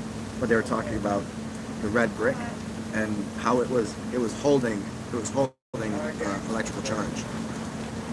That's why they use this. And it went furthermore to explain the different. So you have concrete and you have cement. And so there's Cleveland. So concrete. So use cement mix to make concrete. And the type of cement that was used to make the concrete. Does that make sense? So it's part of what becomes the thing beneath your feet, or the things that are putting on the wall as plaster. And I forget the specific kind of, maybe it was called Cleveland concrete or something. Yeah, look that up. It's really interesting. There's a different material in it. It's like you could make cement with crystals in it. Why not? So then now you've got the cement with piezoelectric.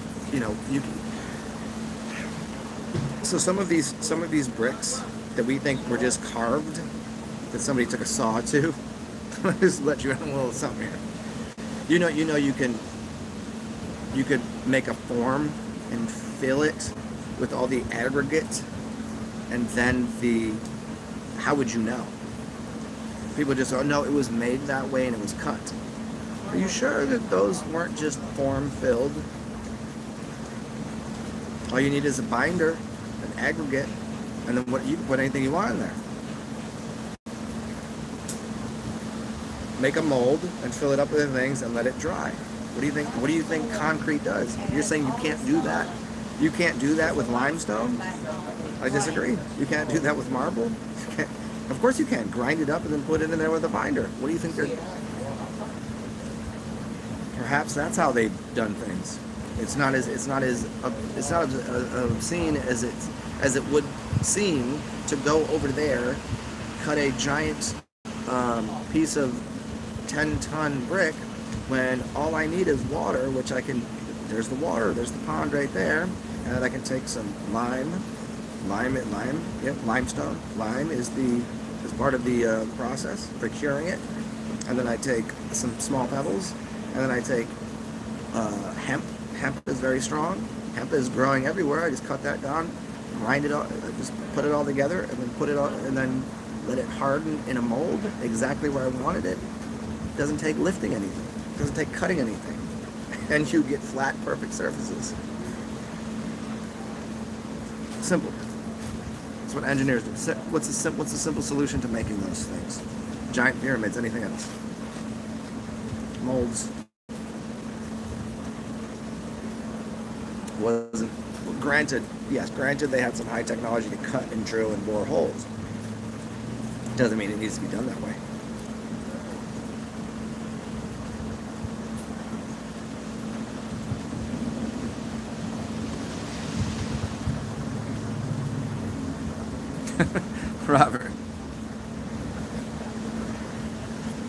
Robert, you're a little late with Greenland. Australia doesn't exist. I was where are you getting that from? I said that like 45 minutes ago, and I was joking. And also, Greenland is a sheet of ice. Iceland is actually a continent. Greenland is a sheet of ice.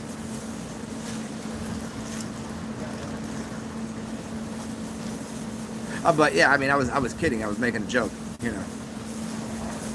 I mean, it could have been somewhere else. How would you really know, right? Unless you've got yourself a sweet helicopter and you can map it out for yourself and see. You can't really verify much. I mean, yeah, you can go down I-95, you get an idea if there's the shore, and we can kind of, okay, there it is. And we can kind of assess that this is the size, and here's where we can make a lot of grand assumptions for where we live. But until you've been floating around in the sky or something, into having an overlay, to be able to look from another perspective, how could all of these ancient cultures know how anything looked? You couldn't do that from the ground. You couldn't just. You have to realize how absurd and ridiculous. It's not even.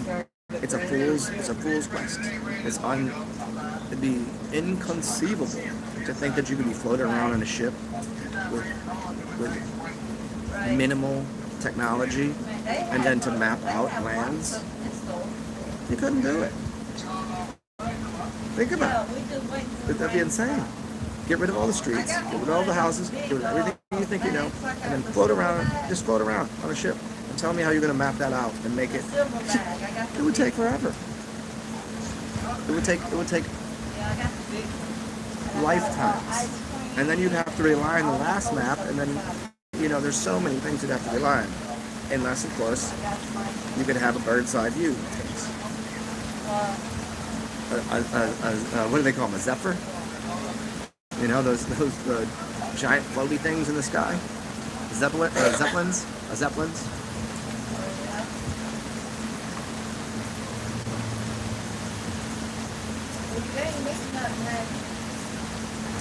Hey, can somebody do me a favor on here? Do me a favor. Come on. I know you can. Just say yes. Yes, Zen. I would like to do you a favor. Can you tell me what the score of the Saints football game is?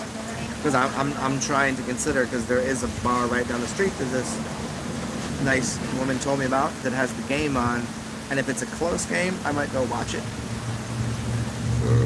And I'll get out of the rain. And if it's not, I'm just going to wait it out, because who cares? It'll be fun.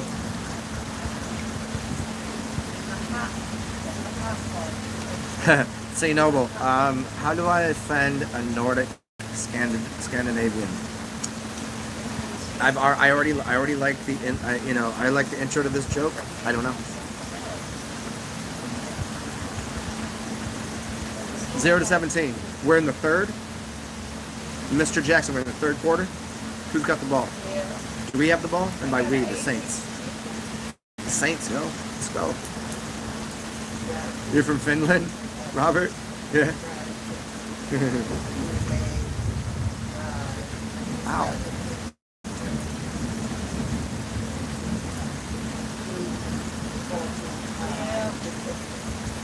Yeah, I know. No, I knew we had 0 when she walked by. She said it was 17-0. It's the third quarter, I'm assuming, and maybe we have the ball.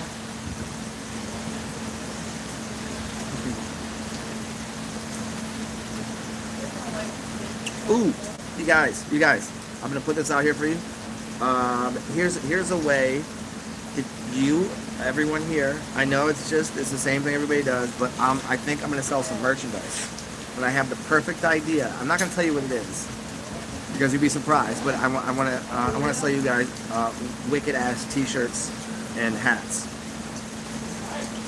And I'm just trying to figure out whether I should let a company print them.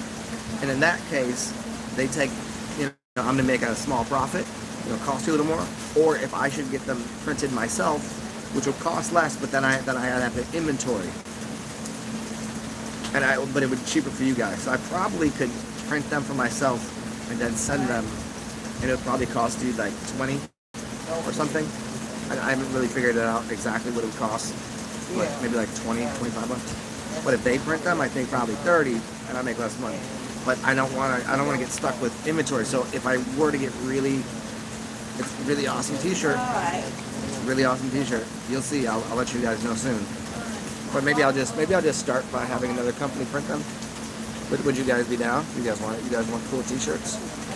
And you know what? I could probably even just for fun, I could have them all sent to me first. And I could rub them in my armpits, so you could have a little bit of my aroma on there.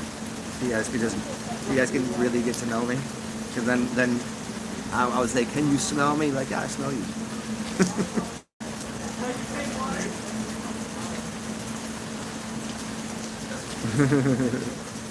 Yeah, Griff, you would? Okay, cool. The swiggity swag. Okay, cool.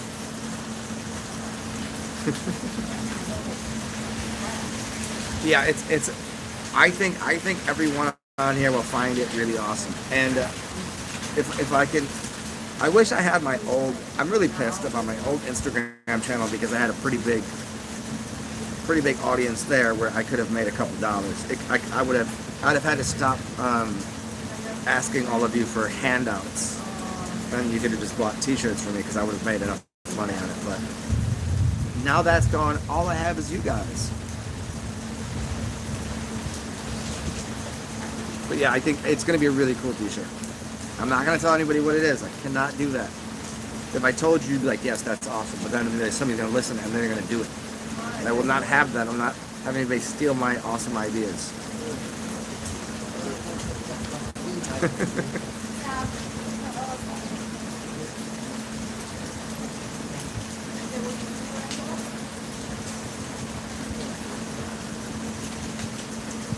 see what we got here. Oh man, Let me plug my phone in. I mean, what else do I gotta do here?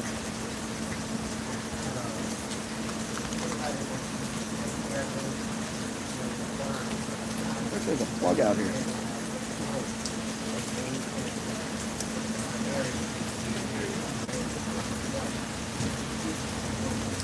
One second, y'all.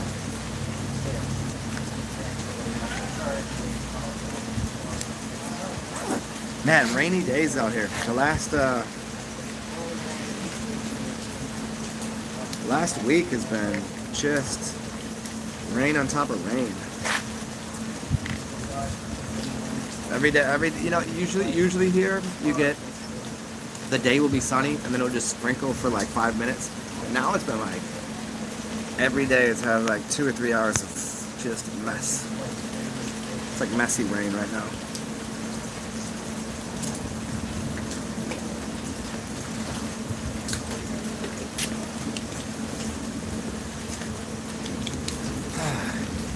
So should I turn this into a comedy show? Should I start my my sit down comedy hour instead of stand up? It'll be sit down. I think if I were to do a comedy special, it would be sitting down, because then if I were to stand up, it would be very effective.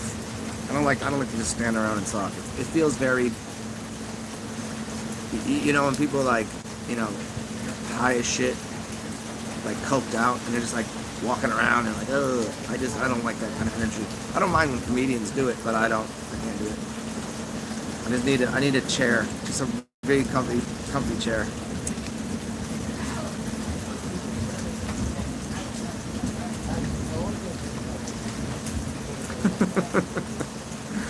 Robert, you have to be kidding me about all that. You have to be kidding me. Right, say you're kidding me. I'll tell you this much. The only way it could be harmful is if there was something on it. But at that, even if there was something on the swabby, your system itself would probably, if you're healthy, it would eat away at it and you'd win. Your body is just good and bad bacteria having a battle all the time. So you're good. But all in all, it's not really harmful. If up here, they can fuck with your blood-brain barrier and shit. The butt thing? Oh. Many people stick things in their butt. That should be the least of your worries. Sticking something in your butt. And on top of sticking something in your butt, there's so many bacterias there. I don't know what they're testing for. I think you probably asked for it. You were like, hey, can you stick something in my butt, please?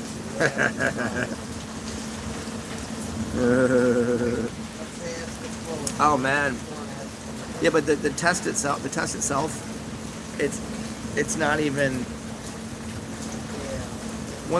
See, they take the test, and what they do is the test works after that, because they're multiplying what's on this, whatever bacteria that they get, whatever strain of bacteria, they're just multiplying it. The test itself is just literally sticking things in your orifices. Like the butt thing is really the simple thing, because, like, if you ever done an enema, you use toilet paper, you're putting bleach in your finger in your butt all the time. That's really of not much. I mean, it's mad weird and creepy on their part. Like, what kind of weird person do you have to be sticking swabs into someone's butt? I mean, some people are into that. If you're into it, I bet some people were probably like, hey, let me get my test, because they wanted somebody else to stick an object into their anus. Which, good for you. People got their kinks, man. People are kinky. You can't deny people their kinks. But other people, they're not into having butt play. No. I'm just trying to make you giggle about it a little bit, man. Because laughter is the best medicine, Laughter is good medicine.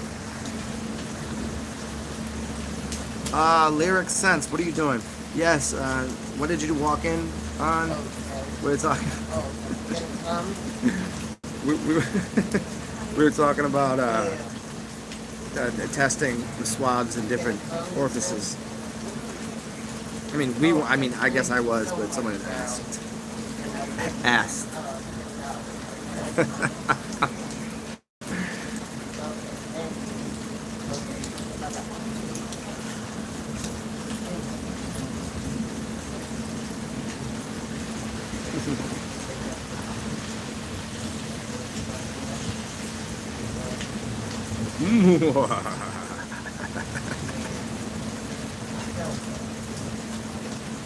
Hey Griff, check out the Hex Crypto.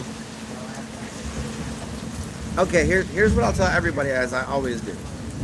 You all love me. You like me. I help you. Here's how you can help me. I do the legwork. I do the legwork and the mental processing of knowing all the shit. Health and, well-being and etymology, and if you need to know something, ask me. But what I don't know and what I don't do is deal with all the extra level of doing crypto and this and mining this and getting this wallet to do this and then gotta invest this, and then if I had to do that, I wouldn't know what I knew. So if all of you want to just take a little token, you're gonna invest $100, take a couple bucks, just write Zen on the $2 or $10, whatever you want to, and then whatever that invest, then just hand me that shit later. I'm happy with that. Just go, hey, this is for every $10 you put in there, like, hey, Zen's worth 10%. It's only $1. Put $1 in there, and then if if it's as good as you say, in a year, in 6 months, and it's 10,000% more, hand me $100. Everybody wins. You did me a favor. You did all the legwork for that. I help you out with anything that you need. Whatever you need to know about. Because that's the work that I do. You know what I'm saying? It's like, could I fix your car? Yes, I could, because I know how to do that. However, do I have the tools and do I have the book in front of me? It would make no sense for me to even attempt that, because it would take me longer, and I'd have to, there's some things that I don't know how to do. I don't know what it is, but there's shit that I don't know how to do. For me to go do that, it would get in the way of me doing what I'm doing. And then if I were to do that, then you wouldn't even be interested in listening to what I had to say, because I wouldn't know what I knew. So there's another way. If you want to, you can donate to me $1 or $2 or 10 or a cup of coffee or a beer right now, CashApp, PayPal, whatever. Or you could just on the side, just put a little note. $1 is Zen, $10 is Zens, and next time, whenever that shit pops off, send me a gift card, hit me up on it, say, hey, thanks. Didn't cost you, it cost you $1 now. Everybody out here trying to donate to, I'll tell you this, people out here have donated to cancer research. You see, it's called cancer research. They're just searching for cancer. They're researching for cancer. They're not trying to fix anything. You give money to that. I'm gonna tell you how to fix that shit. Ain't nobody giving me money for that. Maybe you should. Pay me because I'm awesome. Pay me. Don't pay me, donate to me.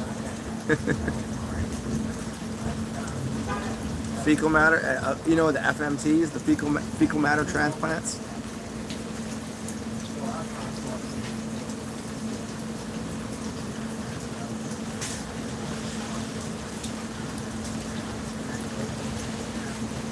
Arcane, that thing,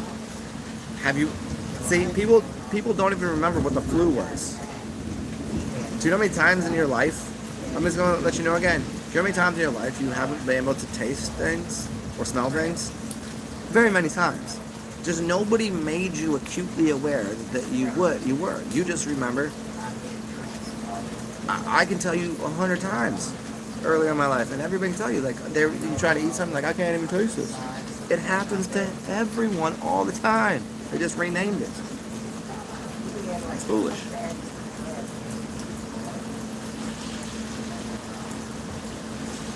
Mr. Jackson, somebody offered me a car. I don't like driving. I used to push some really cool cars. I never liked to go fast, but I whip a car. But now I didn't enjoy walking. I'd rather bike or walk or have somebody else drive. Because I just want to sit there and chill. I don't need all this extra gears and things to push. I would definitely sell it. I'll give it away. Sell it. I don't really prefer a vehicle. I mean, in the if the world was as it should be, and I could have my car that I wanted, oh yeah, but I just don't want to deal with all the extra, you know, you gotta insure this, you gotta get this, you gotta plates on this, you gotta, you know, then gasoline, then, you know, all that shit. It's an expense. It's kind of like they say, a puppy is not free. A car ain't free. If somebody gave me a car, then it's gonna cost me how much a month to insure it, how much to gasoline it up.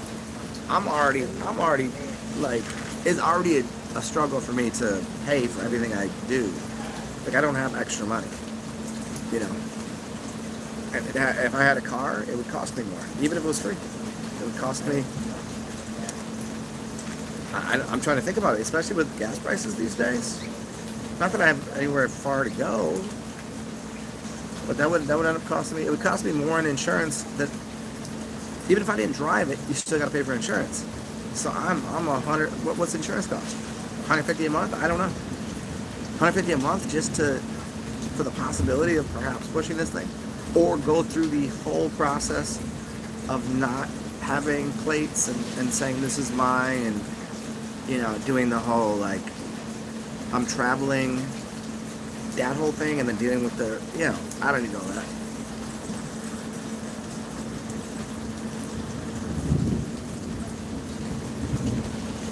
Yeah.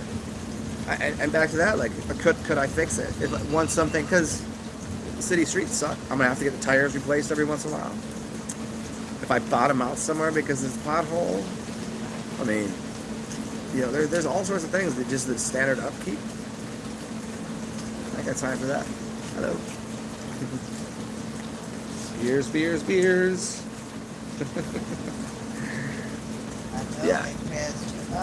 She has some good beers in there too. I'm sitting here drinking. I was like, hey, you want to trade for a PBR? She had the good stuff in there. Yeah, I don't know. The upkeep. I mean, I don't. If you were to play a video game right now, play a video game, and the first thing you can do, so you have just enough money to purchase yourself the standard living expenditures, you know, Maslow's, the things you need, and then you go, okay, well, now get a car. What things would it cost you? Like, you gotta wash it once in a while. You can't just have a dirty ass car. You gotta clean it. Every once in a while, you're gonna have to put a couple quarters in, put some air in those tires. You gotta change the oil. Every 3 months, every 3,000 miles or so. That's a cost. And if you're gonna do it yourself, it's cheaper. But do you have a jack? You gotta buy a jack. You know what I'm saying? Like, all these little things that people don't really take into account their expenditures. Not that I'm cheap. I think even if I had a lot of money, I'd probably have a lot of cars, and I would just probably let people use them.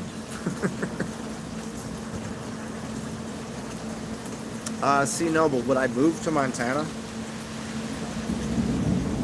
I don't know. I had an offer to move to a couple places for, like, people that I really like, that have that are feminine, females, you know. I don't see the draw in it. To move to Montana, if there was like a community of cool people, and there was already, you know, I could add to it, and there was like a homestead, and there was like ears to be had, and somebody already has that going, and I can add to that, and there was already fields, crops and things, and yeah, I'd consider it, but I do prefer warm weather. I don't like cold weather. So I'd be like, that's tough. There would have to be a lot. There would have to be a big. You'd have to sell me on it, and I'm a pretty difficult sell when it comes to weather. Like, I prefer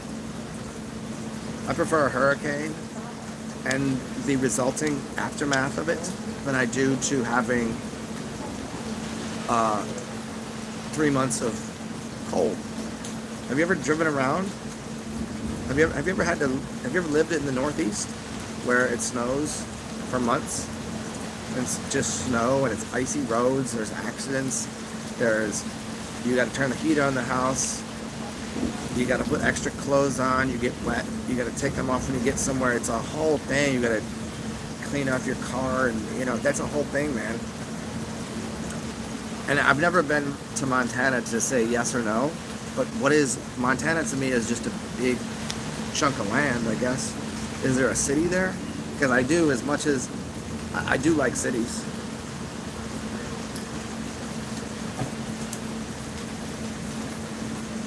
Like I would never prefer to be in New York or Chicago. I mean, I like Chicago, but New York's too much. I like Philly. I like Baltimore when I lived there, but all in all, no, I don't really like. The size of New Orleans is the size city I like. It's a little smaller, but there's still enough community, and the heat. I don't want to be where it's cold.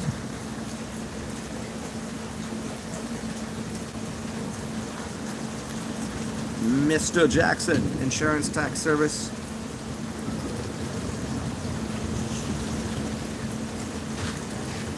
See, no, but you got a wood shop. Ah, wicked. See, I used to play with wood. I used to build houses and do a lot of. I didn't build too many things. I mean, some shelves and some tables and simple shit.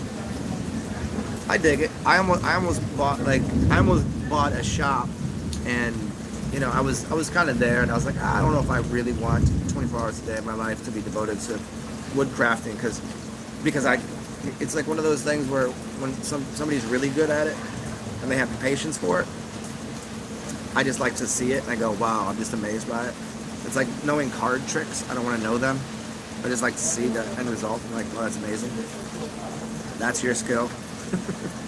But I like woodworking. I like the smell of it.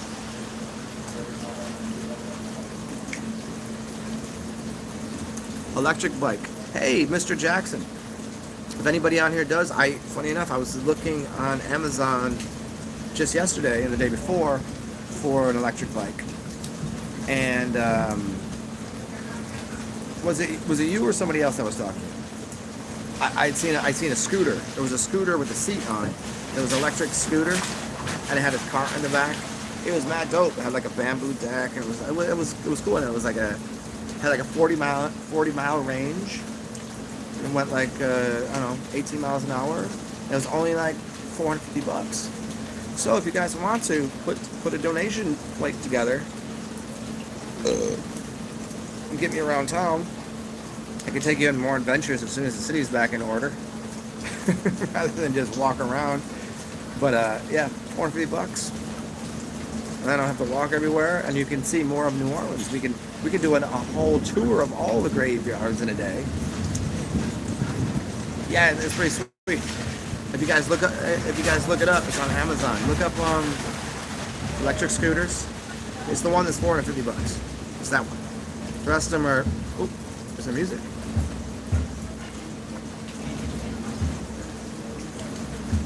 Uh-oh. Is there a second line happening somewhere? Do you hear that?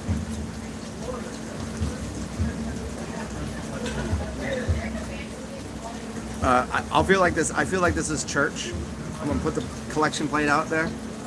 Y'all get together and be like, hey, we should put together a couple dollars so Zen can have a scooter. And I can scoot around and I'll get a stand to put this thing on the scooter, and I can put it on the front. We can have like a whole day, just scoot around and yeah, it'd be dope. Bozeman Deer Lodge. Hold on a second. I hear a second line. Where's this at?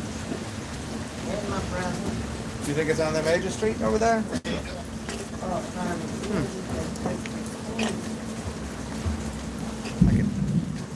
I can hear the music. Maybe we just scored a touchdown and that's why.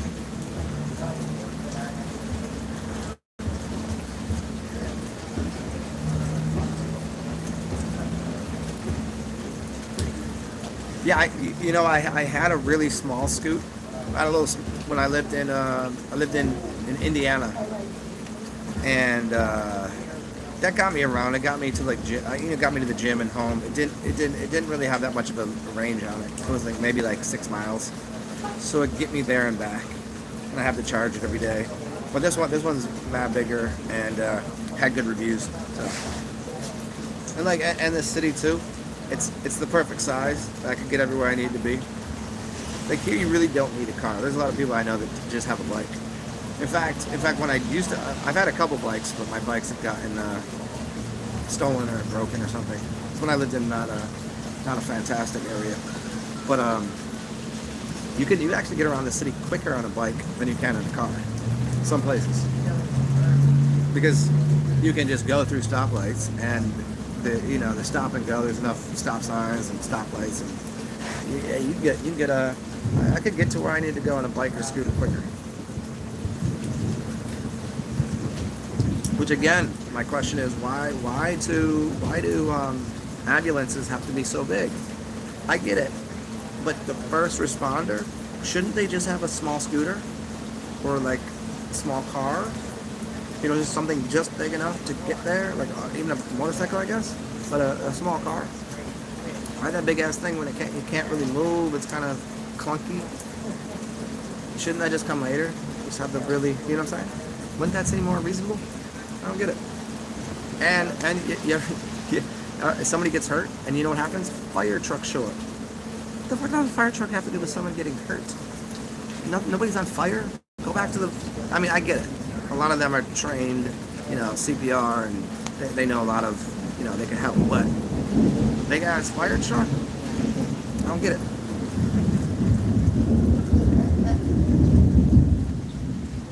Oh, you hear that? Thor, the god of thunder.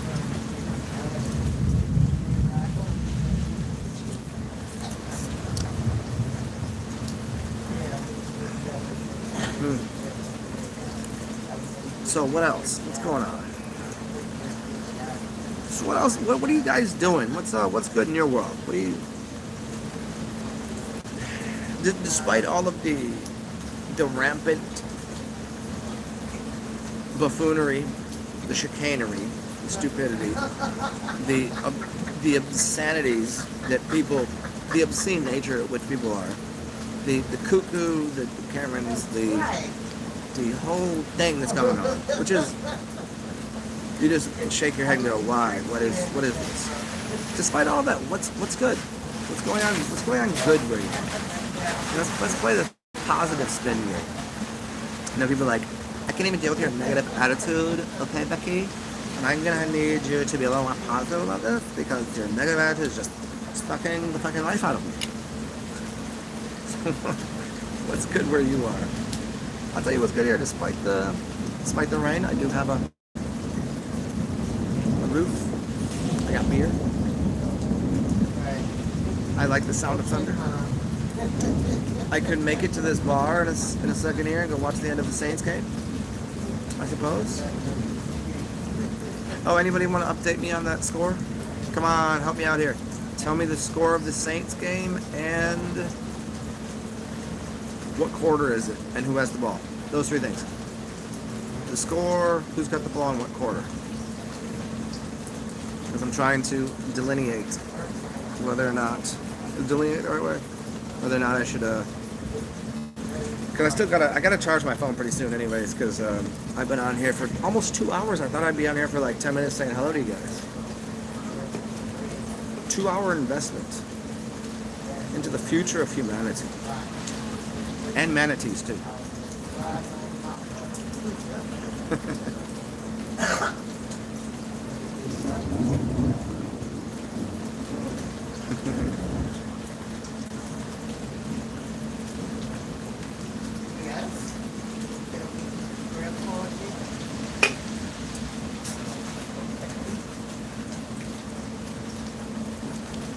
Cracking beers, yeah. Bears.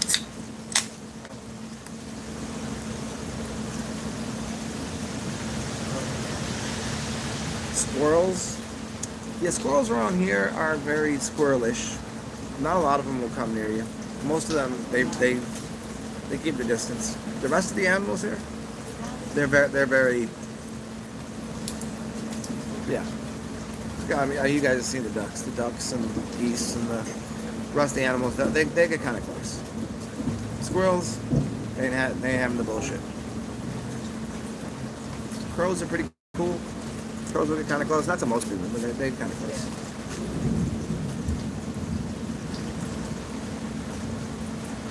Oh, see, Noble, thank you, yo. I haven't checked because I'm on here, so I can't check without turning this thing off. But thank you, appreciate it. Should I? Is there any request on what I should use that money for? Should I buy someone else something? Should I buy myself a different beer? Should I get myself a snack? Should I go buy a kilo of heroin?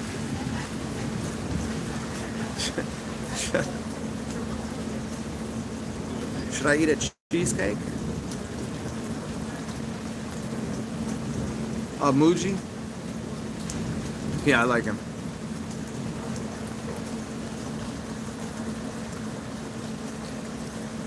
Yeah, Muji is cool.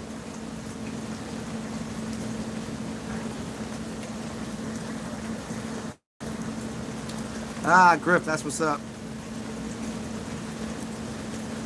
And none of them. Yes. Yeah, yeah. Once you know that water, man. Yeah. You know what's funny is there's a lot of people that I know, all they do is drink beer. They don't even know about how healthy water is. They don't even know about distilled water, but they won't take the thing either. You know, So that they know liquid. I think that's an upgrade. Just liquid in general. A lot of people are eaters. You know, they didn't eat food. They don't drink enough of anything. Beer, wine, liquor, water, juice, none of it. So they're a little dense. Does that make sense? They're a little dense. So for them, that they're like, oh, of course. But people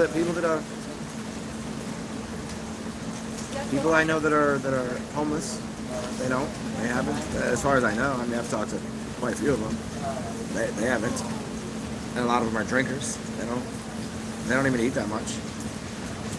It's funny because a lot of them are kind of strong, like that crackhead strength. They're just doing something all day, smoking rocks, drinking beers, and doing odd jobs. But they won't do that.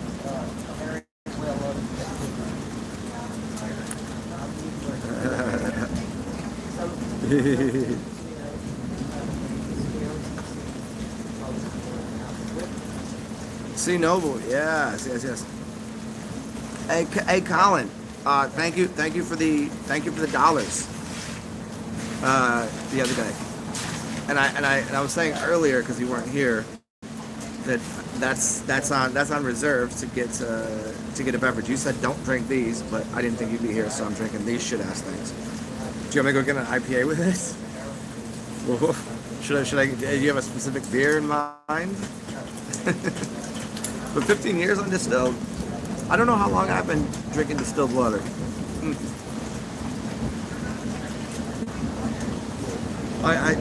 It's so weird. Like when time does this weird thing where I forget. Like I'm 42 now, right? So I'm 42 now, and I'm trying to think of when I started drinking distilled water. It's at least 15 years. See, thinking about it in my head, I was like, oh, maybe 10. And then I think about it, I was like, no, I've been drinking since I was 20 something. Which is really odd. I think in that time, I've maybe had a total of maybe 2 or 3 gallons in total of water that wasn't distilled. If it's not distilled water, it's either going to be juice, beer, wine, liquor, piss. But not tap water, I can't even stand it. I've had it a couple times, like, hungover or just like in the middle of the night, like, you go to the sink and just, usually I'll just wash my mouth out with it, and then maybe a little sip, but even at that, it's just like, I can just taste how awful it is.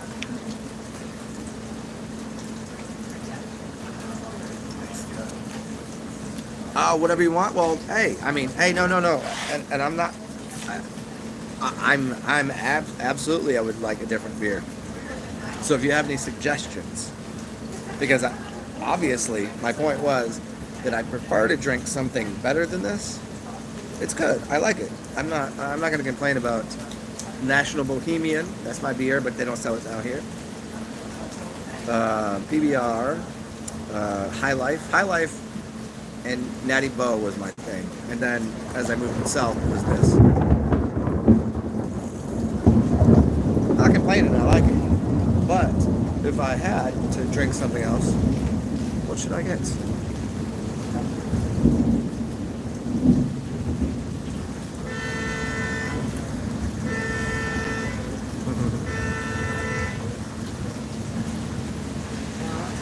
Mr. Jack, like he's saying, how would we get into that heart state when no mind or person gets in the way? Yeah. It is an interesting place. You know when people try to argue with you and you just go. The dilemma is when people are really mad and you do that, it makes them more frustrated. You know, where but sometimes by not engaging with people, you're pissing them off worse. Which is, you know, sometimes it's knowing the correct amount of engagement with somebody when somebody's like pissed about something. I mean, never, you know, there's sometimes you go, yeah, you're right, sorry. You know, sometimes you just, lying is correct. You're not right and I'm not sorry. But sometimes going, oh, you're right, I'm sorry, is the correct thing to do just to avoid conflict. But other times, you know, just ignoring the fuck out of somebody might actually make them more upset. And you don't want to do that. It's not that I care that they're upset, because I really fucking don't. I just don't want to deal with all the repercussions of, oh, now I got to deal with listening to this chowder dick.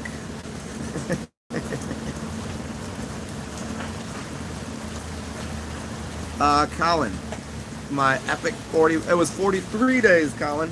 It was 3 days, just to be precise. It was 3 days, and then on my third day, my girlfriend said, "Yo, I want to do that faster." I was like, "For real?" She was like, "Yeah." I was like, "All right." And so I had a snack with her. Like it was something just small, but then it was 40 days after that. I was like, "We're doing 40 days." So 40 days. It was 40 plus 3. I don't really consider that little snack. And how much weight did I lose? Interesting. I don't know what I started at. I might have started at like 177, maybe 180. So like I'm like 5'11". My walk around weight used to be around 170 something. It was when I was athletically inclined and playing a lot of sports and, you know, going to the gym and working out. I was probably like high 170s, maybe 180. And my lowest weight I got to was 137. But 137, I was dehydrated because the last couple days it was in the middle of winter and I wasn't drinking enough water. My lowest weight should be, so I was super dehydrated. I should have been about 142. So if I get rid of the water weight at the beginning and add what I should add, it was probably 177 to 142, 143. So 53, 63, 70, maybe like 35 pounds. And so of that, I can't really, I don't know how much of that would have been duty. It wasn't, you only lose a very small amount of muscle mass. The rest of it was just garbage weight, just fat and stuff. I mean, because even skinny people, if you were to put them, do a body percentage thing, most people are a lot fatter than they think they are. Like most people are like, oh, I only have a few percent. No, most people are like well above 10%. So 10% of 180 is 18 pounds, you know what I mean? So I was probably like 18% body fat, probably, which sounds like a lot, but it's not. Like you could still see my abs-ish, but I was just a little more hefty. So like water weight and fat, I'm probably about 35 pounds. Maybe if I was just in garbage, you know, everything else, probably about 30 pounds. Then water weight counts for maybe 10, and then hello birdie. What you doing, little bird? I didn't know these ones over here they get really close to.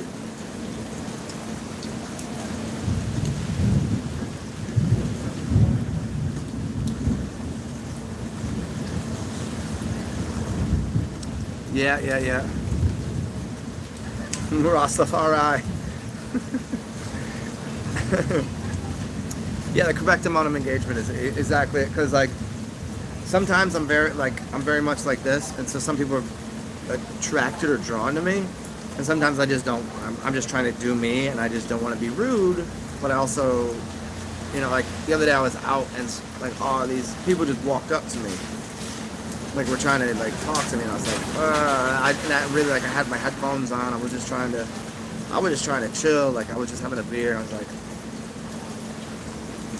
you know, how much do you know? And that wasn't even, it was nothing rude or wrong, but it just in something like that is how much to engage to say, hey, I'm good. Versus like when somebody's actually pissed about something, how much to engage. Very, very delicate issue. And a lot of times people will be like, are you fucking, like, they'll be like, are you fucking retarded? Are you socially inept? Because I sometimes I really like to, you know, I like to engage with people when I shouldn't. Because I just want to see what will happen. I'm curious. I'm a curious person. I mean, if I, you know, knowing how to deal with people and how to interact, sure. But, you know, somebody like, dude, stop doing that. You sure? This is not funny to you? Yeah, but a lot of times it's like, how do you tell somebody to get the fuck away without being standoffish or rude? And when somebody's like whenever I watch these videos on the internet of the Karens, those Karen types, like just attacking or like at what point it's verbal abuse and somebody pointing in your face. I've seen a couple, I was like, ooh, that the pointing the face thing, like I was like, that person, I don't know how they've got to that point in their life where they get away with that. I've always said, like, most people need to humble themselves by, you know, playing sports or being in some sort of, you know, when you're a kid, you fight, you get in little scuffles and tuffles. You got to play sports. You got to get your ass beat once in a while.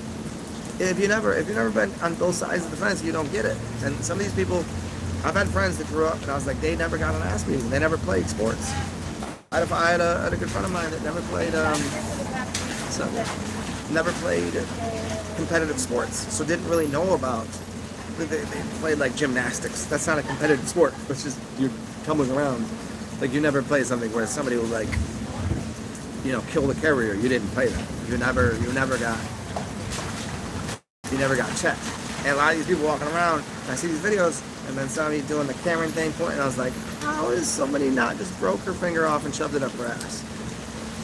Dudes too. I mean, you know, but this, you know, Karen is the popular term we use these days.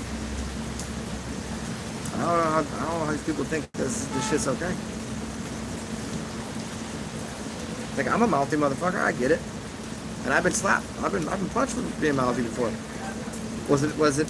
Most of the time it was they overreacted, but a couple times like, yeah, sure. Oops, crossed the line here, I guess. But you know, you learn your lesson.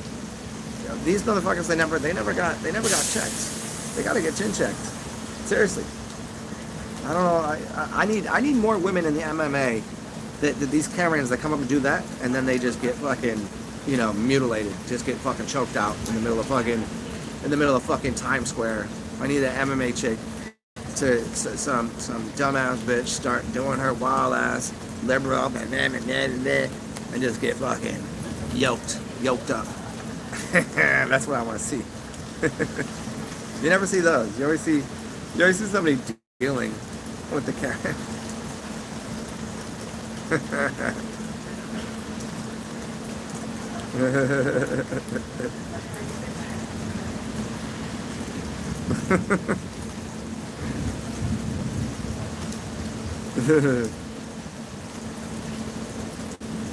Oh yeah, mind without noise. I hear you on that. Yeah, it's a very difficult place to get to. I mean, I've been there plenty of times. Sometimes just on meditation.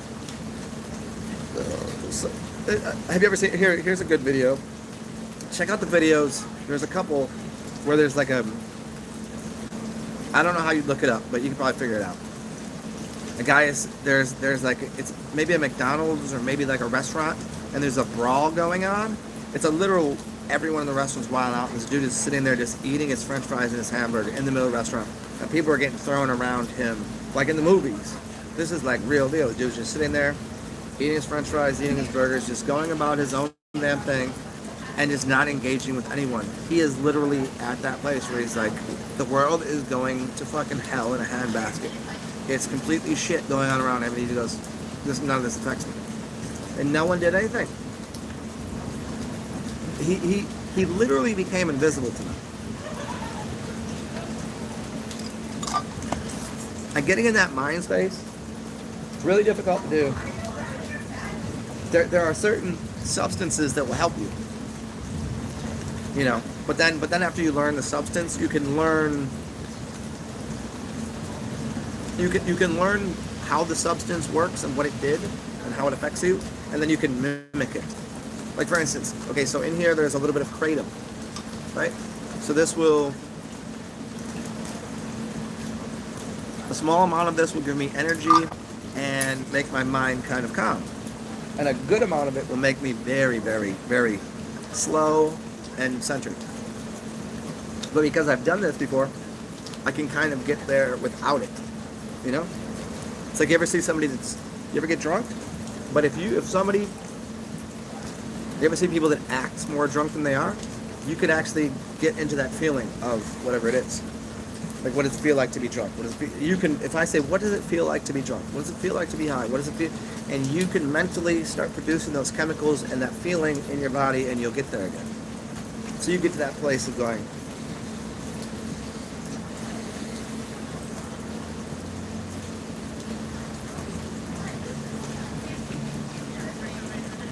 see?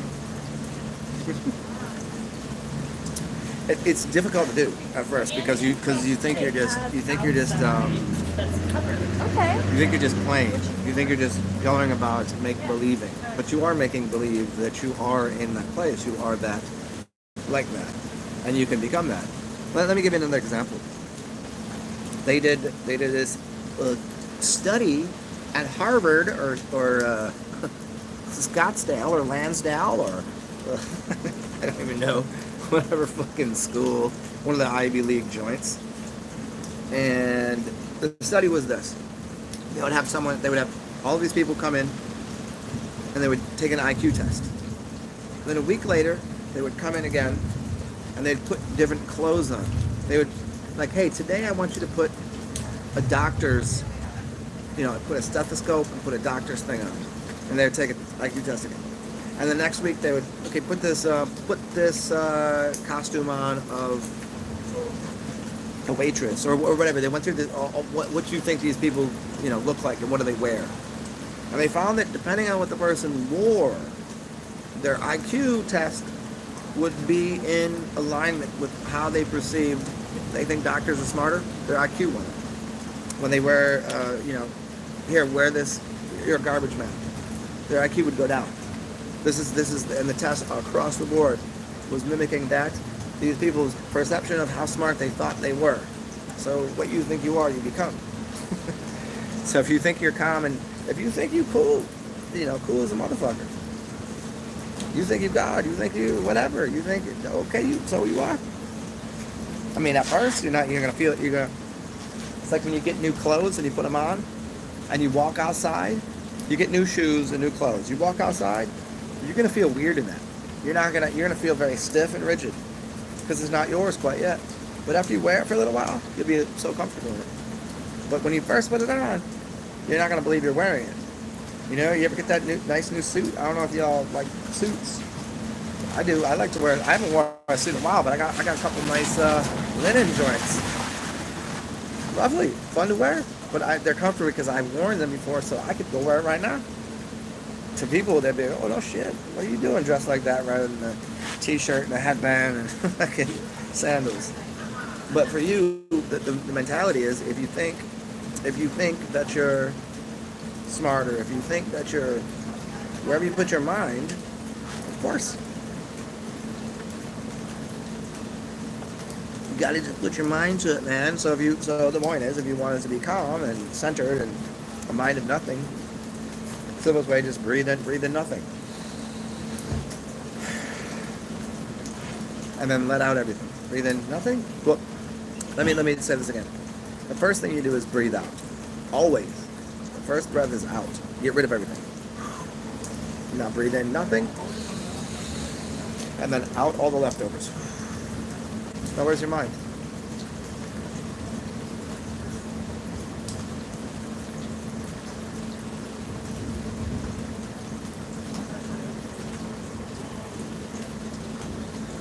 Where did your mind go when you weren't using it?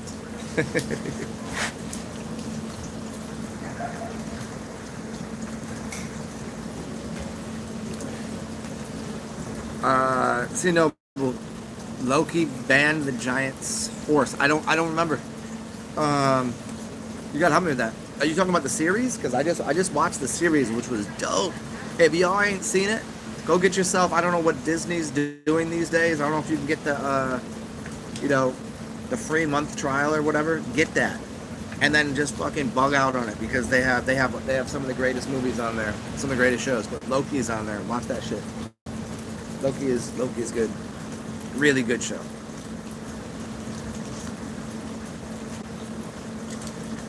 Griff, Nick Diaz. Yeah, I mean, I'll watch that afterwards. I don't like to. I've been to a couple, when go to a bar and they're paying for it, but everyone in there is they're UFC fucking. They love that shit and they think they could fight in it. And I'm just like, I'm okay. I'll just watch this next week. Once UFC came out, everybody wanted to be a badass. I was like, oh, stop.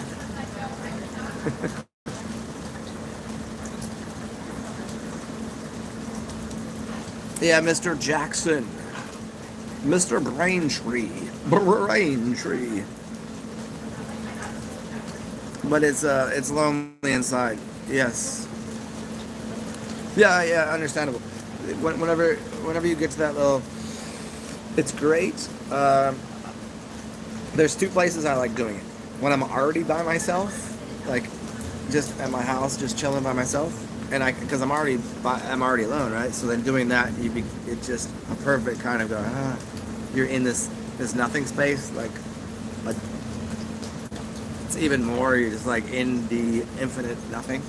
And then whenever you're out in public, when a lot of people are around, like when just the whole chaos is occurring, and then you do that sitting on a park bench. Like if I'm in the corridor and it's really busy, and I'll just do that every once in a while.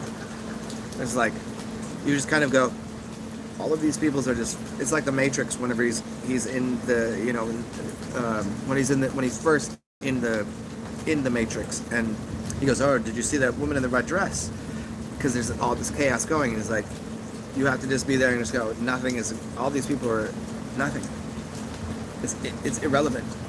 These people are irrelevant to anything that's going on in the world.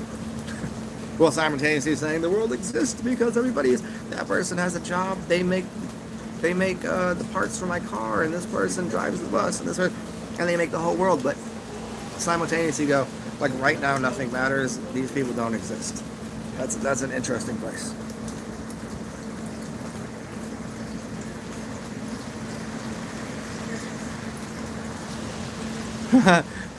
Mr. Braintree, imagine if you will, for just 1 second, follow me on this crazy path, that a politician were ever to say anything true from their heart space.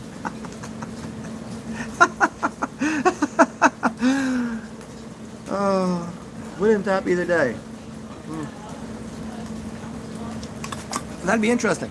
I wonder what the world would look like if right now today, all of them had to be completely forthright, and they operated out of what if they have one, if they have a heart, if their paychecks go away, they're just there as they should be, as a basically a funnel, as a fulcrum, as an apex, as a point of reference for all of humanity, that they're supposed to be working for the larger, greater, and they have to just do that. Imagine if right now they all just did that. What would that look like? At what point would everyone just collectively go, what the fuck? Are they, wait, are they really being, did they just say they're gonna do that? And then they'd be like, hey, here's what we really want to do. We want to help people, and here's how we're gonna do it. And then that happens. People would just be taken aback. It would take a little while, but what a crazy, what a funny game that would be. Like if you're making a movie, and the movie it's the shit show of this world, and all of a sudden tomorrow it's like Jim Carrey, Liar Liar. You know, what if all the politicians? It wasn't just about lying. It was just like they just had to like, okay, here's what we can do. Let me tell you about how budgets work, and let me tell you about how we have a second set of books called the Comprehensive Annual Financial Reports. Yes, the CAFRs. Yes, go look that shit up. And we have plenty of enough money, and there's enough housing and food, and we're gonna stop making farmers throw out crops, and we're gonna stop poisoning the food and fluoride. And they just went out and did that. What a wonderful, magical story that would be. It'd be interesting. I want to see that. I want to see that movie. God, put that one together.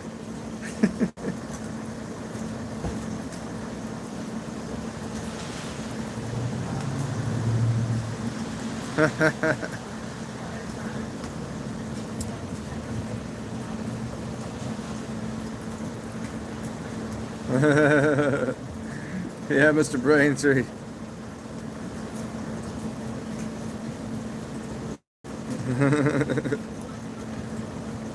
Yeah, it's very interesting to me because there's been a few times whenever I speak like this, like people hear me do this on here because it gives me a little bit of space.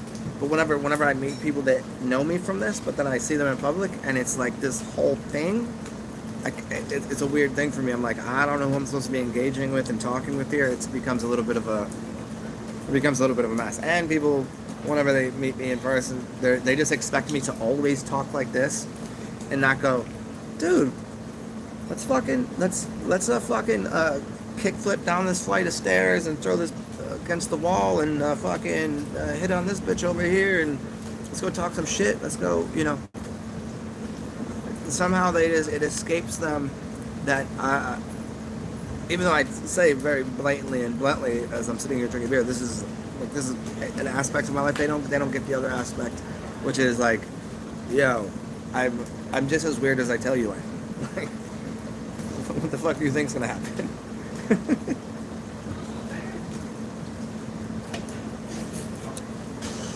I'll embarrass myself. I'll make a mess of things. I don't care, because everybody else does too.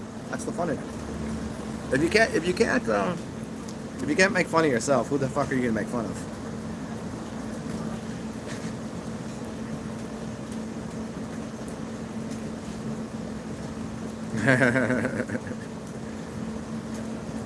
Yeah, 15 minutes of communication with an actual human.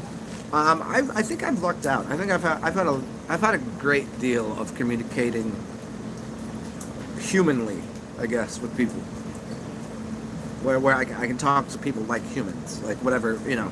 I guess that would be from like, well, what do you really think? What do you really feel? What's really like? How do you, you know, from that space? Like, yeah, because I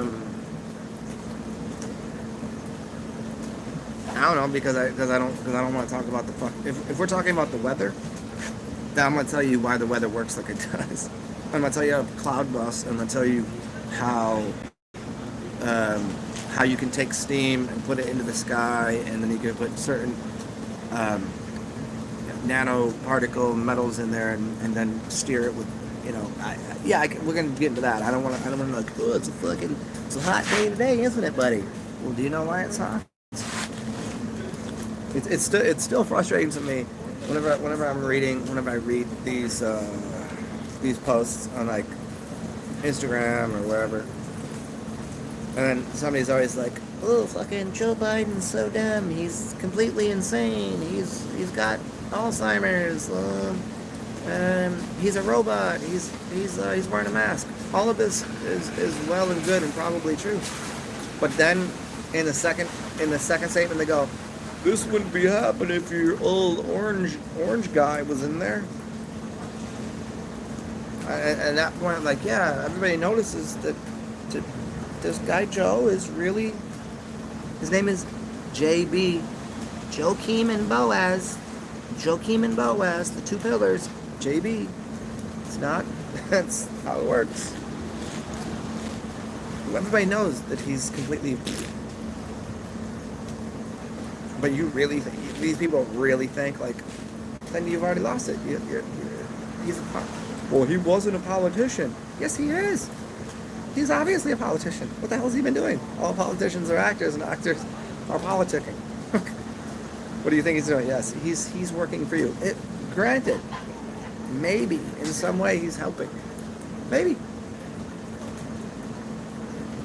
Would it be better? Perhaps. But people still not getting the big.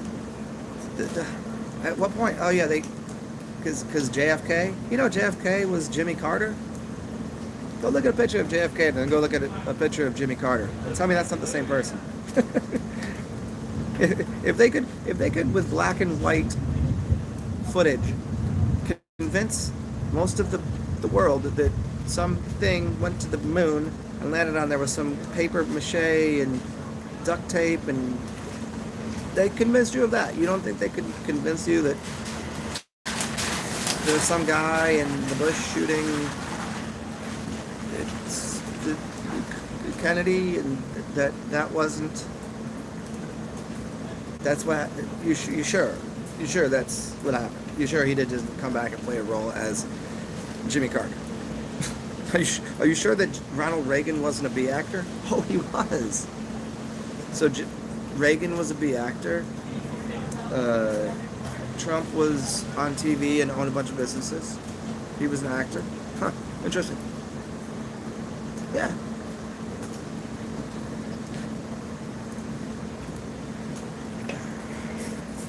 People are, what's up, Robert Hammock? Yeah, I challenge you guys to do it. Like, there's so many people, like, you look at, people could be robots. There could be clones. I don't doubt clones. I don't doubt robots.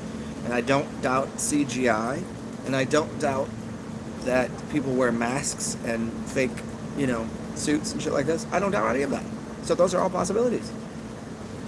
And I also don't doubt that people play more than one character on TV and also play more than one character in the larger political spectrum or anywhere else for that matter.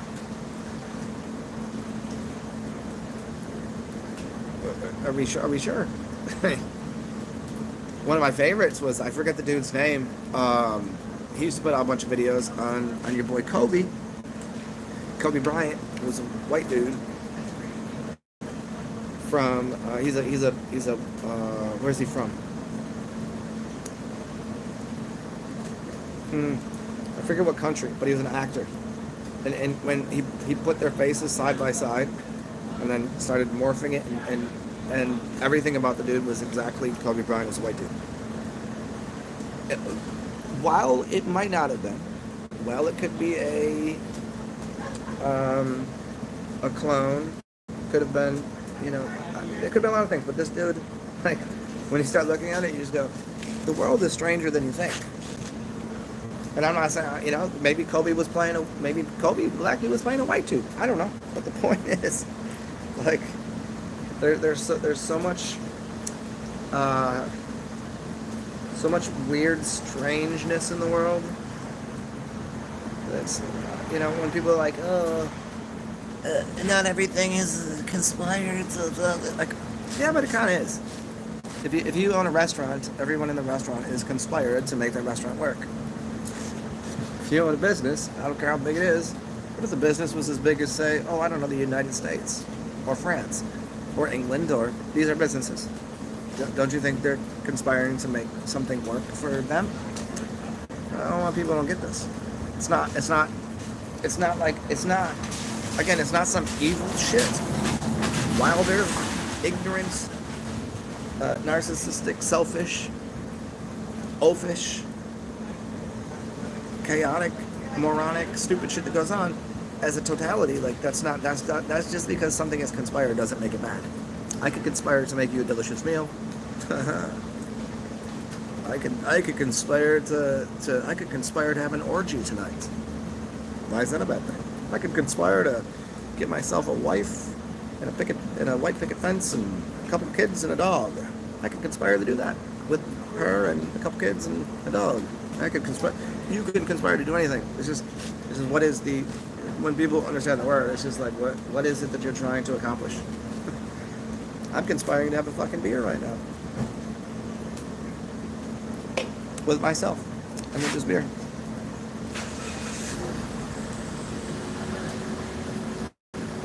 At least gas will cheaper with Orange Man.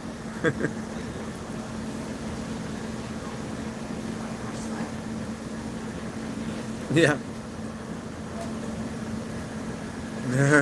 Yeah, Skull. Yeah, all of that. See, see. Whenever we get into discussions or people online, I know some people are very obsessed with it. Whenever we talk about things like that these people are playing multiple roles, or so and so was an actor, or maybe you look at politicians that played multiple roles. It's not that we're obsessed with it. It's just like, hey, did you notice? Isn't that interesting?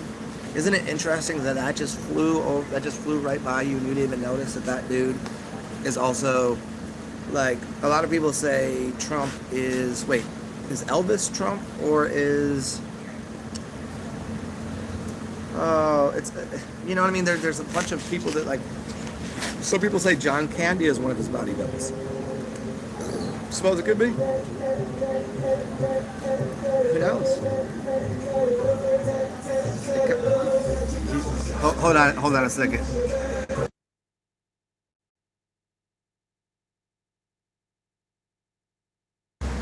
Sorry, I had to mute that because I can't tell you how many times shit like that has happened, and then my video gets shut down because it played more than 20 seconds of it, and it wasn't even of my doing. It was just a algorithm.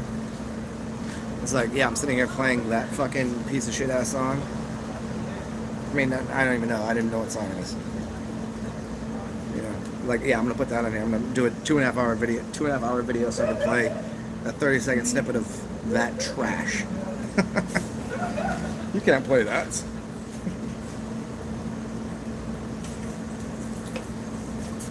Hey, you guys, welcome. Trump is John Cena. Hey, can somebody help me here again? Can you split your screen and go to the Googles and tell me what quarter it is and what the score is of the Saints game? I think it's probably the fourth quarter. I'm gonna go with a guess here. It's the fourth quarter and it's 20-14, and we have the ball. That's what I'm going at. 20-14, we have the ball. And by we, I mean the Saints. Who that gonna beat them Saints, huh? Who that? Does anybody know what the answer to who that is? What's up, Eric Alchemic? Eric Alchemic. Eric Alchemic. Eric.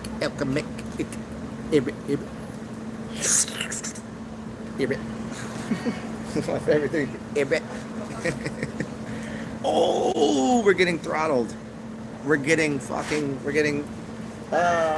just one more kick to the shins. What's up, y'all? just gonna dump out my your coordinator. 2067, and it's the fourth That's how quarter. I know how much. So we have lost. Well, we had a big week one where we won by quite a bit, and now we've went and lost. What's that? Oh yeah, gets the job done, man. Perfection. Hey, I've never seen that like that. 20 bucks. Yeah, 20 bucks. Yeah, and it could. Yeah, you can use that as a tiny little thing, get around. Yeah, that's what's up, man. Cheers. Yeah.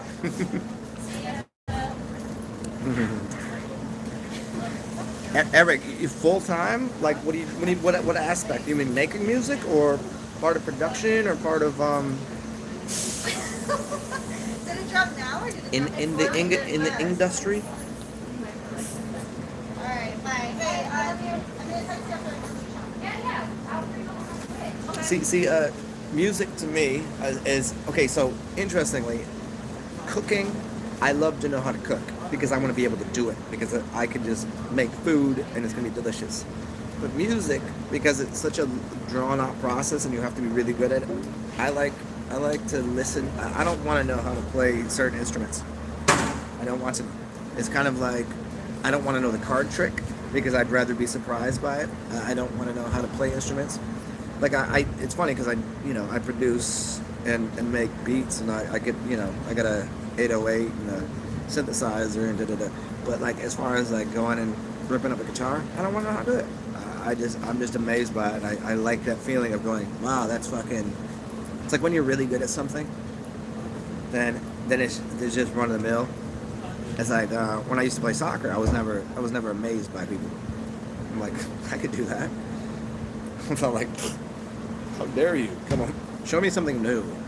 And so that's what I like to keep certain things at an arm's length of knowing how to do it, because then it keeps that kind of you don't want to spoil the surprise and going, holy shit, that's amazing.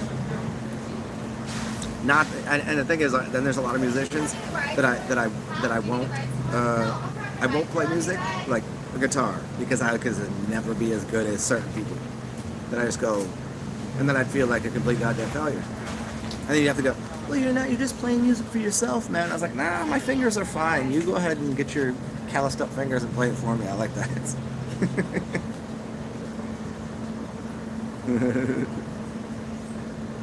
Robert, PBR, yes, that's what we're doing.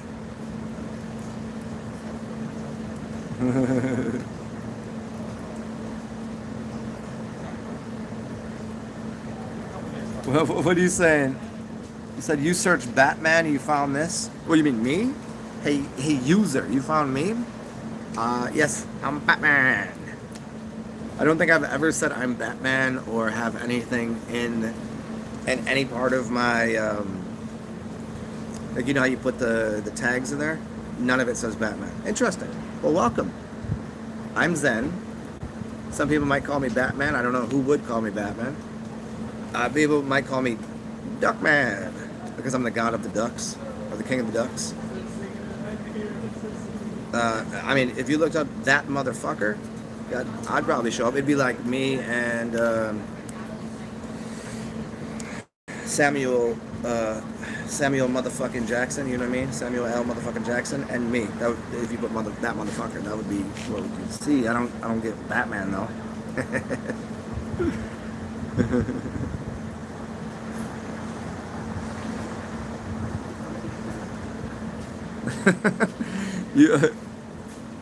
Well, did you look up sense or sensei? I mean, if you looked up sensei, perhaps sensei or Cessanina.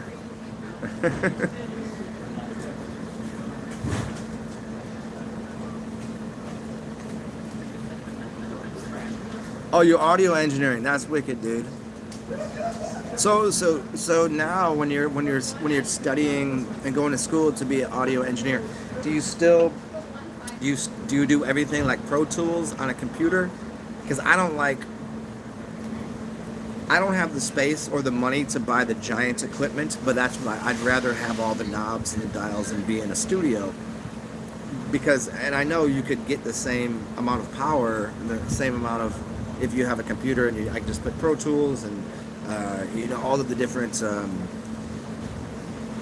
programs and shit, and you could run the same thing. But I don't. I want to touch the fucking knob. I want to be able to see it right. It's kind of like a difference between a book. I can open and I can put my finger in here and put this over here and then flip through and kind of smell the pages and see this. I want that. Yes, can I get the book? Can I get 400 books on my phone? Yeah, but there's something that just doesn't function right.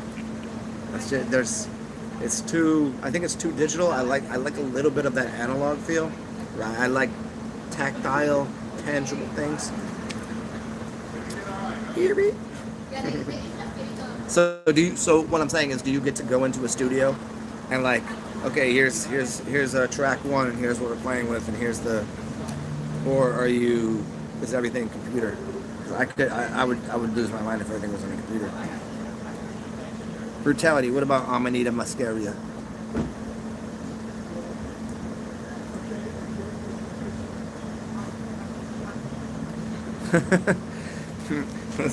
It's like I'm Batman. Where does that come from? I'm Batman. Who does that? Because I remember hearing that years ago. I'm Batman. What is that fucking from?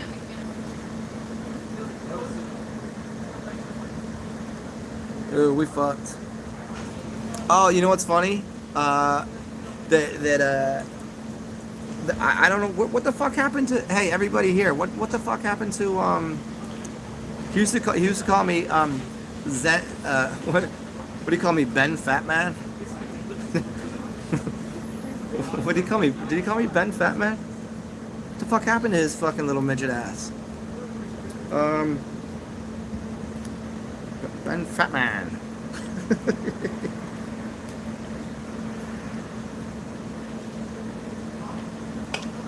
I don't know why I'm tripping on his name right now, but y'all know who I'm talking about.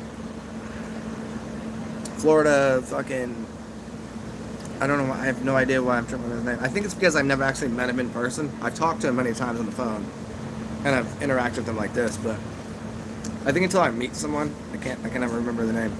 Oh, Jay. Fucking, wow, Jesus Christ, Jay. Y'all know Jay. What the fuck happened to him? Where's he at? Did he die? Did he explode from becoming so gigantic and big?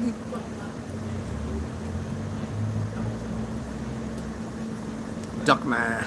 I'm Duckman. Okay, I'm gonna do that. I'm Duckman.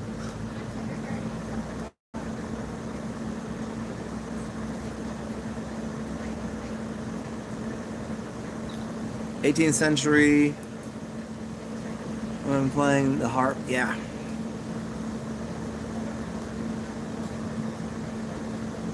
Oh, Pro Tools, okay, but he has mixing console and analog console. Oh, okay, but it goes through the computer, because the computer, that way you can, yeah, you can record things differently and program, and okay, yeah, that's the upgrade. I like the binding of the analog and the digital realm. What do you think about that? Because digital has this property of being very precise, but then analog gives you this warmth. The coloring to things, it's not so stark. I mean, there's a reason for digital, you know, the digital technology to make things easier, but then to have that, I know, it's the warmth of analog. It's like if you plug something in, if you plug something into a digital, what you get is, say, 14.5 hertz. But if you play that in analog, what you get is 14.5, 62178, 354, 27228, 51, 63, and that vibrate, that little bit of, that's the warmth. Where the digital just cuts it off. It is this. It's only, I mean, yeah, you could extend that number out and make the digital a little more dramatic, but you just feel a little difference in, you know, hitting the guitar string versus playing that on a, I mean, you know what I'm saying. But the combining of them is where it's at.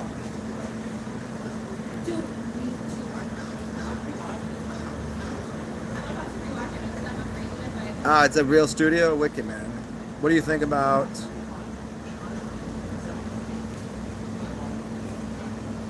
Oh, speaking of, I was gonna make a video yesterday for you guys. I put 3 videos up that I wanted to make that had, that, you know, there was a highlight in my brain. I wanted to do it, but then it started to rain, and then I didn't have enough charge on my phone, so I wasn't able to do them. And one of them had to do with this glass. That there's a I can't think of the name of it right now, but it was the title of my video yesterday. And it's this this material that lets you see auras, and they somehow made it illegal. Yeah, okay, so like red mercury. If you look into red mercury and you look into this other substance, I don't know if it's the glass itself or something they put in between it, because I just started researching it. Basically, you can see auras, and you can see, like right now, if you look into the sky, you just see a certain frequency. So the pattern is,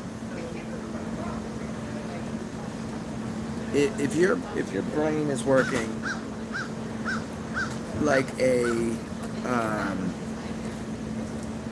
if your brain is working like a piece of film, right? And every once in a while your eyes capture frame rates, say 100 frames per second. So this is what you're seeing, 100 frames every second. But something exists that's sitting at 280 frames a second. So it's off. It's actually coming in and out and blipping in and out of reality at a frame rate that your eyes are not seeing. Well, these things diminish that and let you see the whole spectrum. So you can see things that are in the sky, like aircrafts that are sitting there that you can't see, but actually exist in this reality. But because how quickly your eyes are seeing, because your eyes are not seeing 100% of all the light spectrum and everything happening like instantaneously. Like right now, there could be somebody walking by me right now. Somebody could be in the sky, but they're at a different frame rate, so I can't bump into them, but they're there. But if I could see differently, I could interact. Like I could see. It's like, is there? Are you sure there's not something in the sky? You ever seen something? Have you ever seen a fan? Take your camera and film a fan. If it's going at the right speed, the fan will look like it's not moving, because it's capturing a still image. The frequency is every certain amount of frames per second. Does it mean you just didn't capture it when it was right there? Who's to say there's not things that are out there like that? I forget the name of the. I'll do a video on it the next couple of days for you. But yeah, that's interesting shit. It's kind of like how people. It's kind of how you get into an astral realm, really.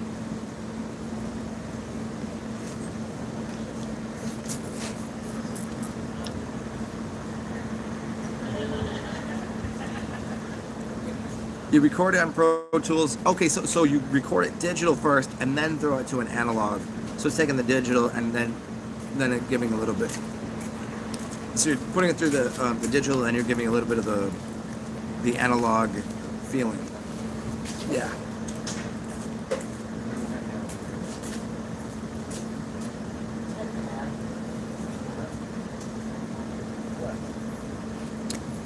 Anyway, so yeah, Jay Marley was. Sorry, I was tripping. Jay Marley. What the fuck is he? What's he been doing? I'll talk to him in a bit.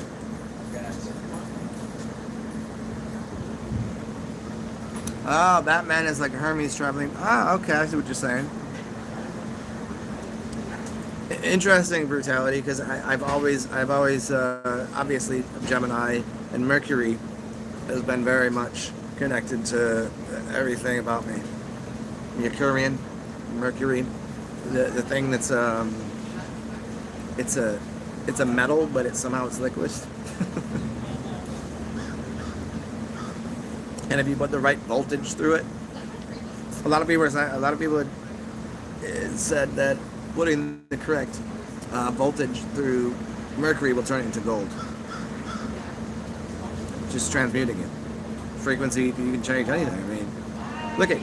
I can take a piece of plant and turn it into ash just by burning it, right? So is that plant ash or not? Because I put the heat through it. So you heat something up and it turns to liquid, right? So there's all sorts of, you can change its state of being. You can change all sorts of things. If I take an acid and put it in, take a cucumber, right? And I can turn that cucumber into a pickle. I can take this right here. Interestingly, this was sugar that was in a carbohydrate. Well, I mean, sugar would be more apt in actual alcohol, but this is alcohol. But I take a carbohydrate that's in a grain, so I'm eating the grain, right? I eat the grain. I don't get drunk. I just eat the grain. But then I put it, and I let it sit, and it transmute and turns into this. So you're telling me the grain isn't beer, but it is. Mercury is not gold, but it is. This is how to transmute it. You can transmute just about anything you want it.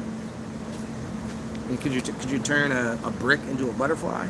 Oh, that would be a little bizarre to conceive of, but there certainly we can conceive that. We could alter base metals. We could alter states of even, alcohol, alchemy, chemistry. We can chemically alter this by using oxygen, heat, acids, alkalines, all sorts of things.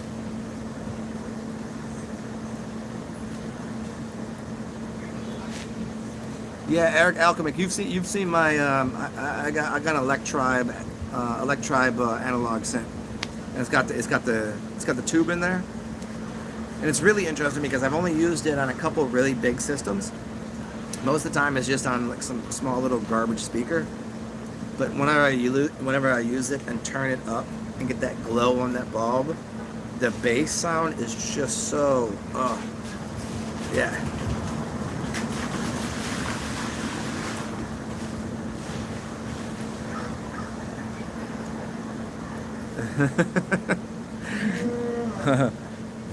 Mr. Braintree, straightforward, forceful, and bravely put forth in the Vedantic spirits.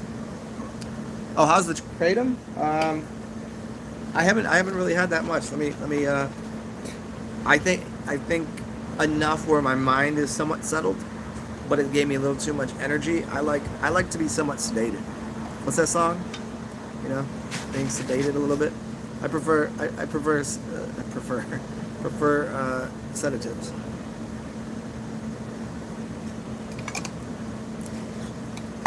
It's just more comfortable.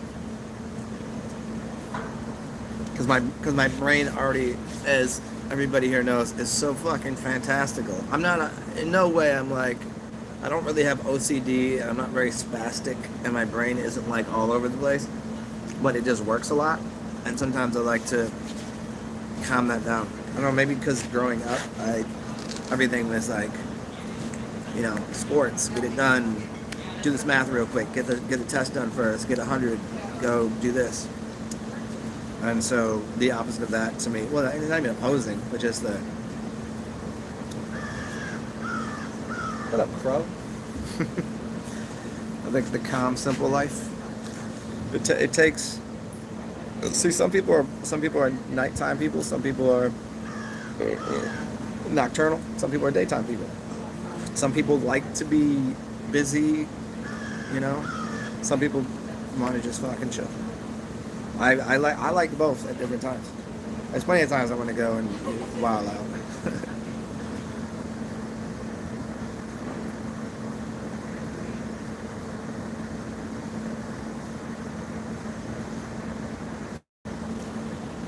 Yeah, Eric, this is the idea of you can never recreate. You don't know what your name is, and I'm gonna explain this through analog and digital. In the digital realm, you can always precisely, adequately display a set of numbers or letters, because letters are numbers, to define something. So in the digital realm is definition. It's very mathematical, left brain, masculine idea.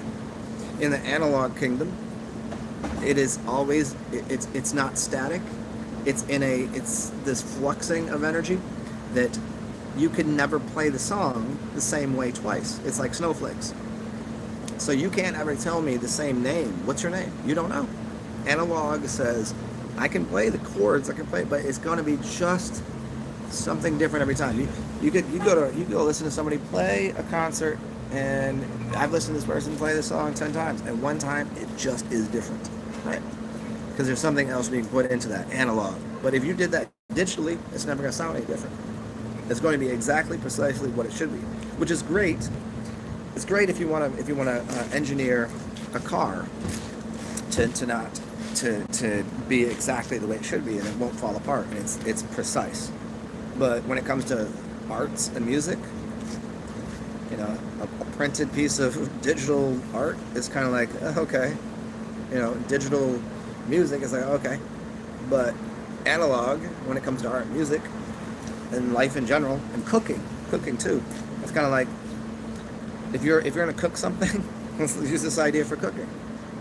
If you have an oven that is a gas oven, you don't really know what temperature that burner sets. You kind of get an idea of the flame. If you're doing it outside, the flame's up, down, it's somewhere between 350 and 480 degrees. Now, if I put an electric burner on, I can dial that into exactly how hot that needs to be. And it's going to be a specific thing, so it's going to taste the same way, the same exact thing all the time. It's why you could give the recipe to 10 different people, and that the heat's going to be slightly different. The amount of it's why chefing is different than baking. Baking, the oven's pretty much where it needs to be, and I need exactly 4.5 grams of this, and I need 1 ounce of the sugar, and you know. That's the difference between analog and digital. Analog is I love the word analog. And a log. It's kind of like when it's kind of like I gotta take a piss analog. It's a poop joke. It took me 2 hours and 57 minutes to give you guys a poop joke.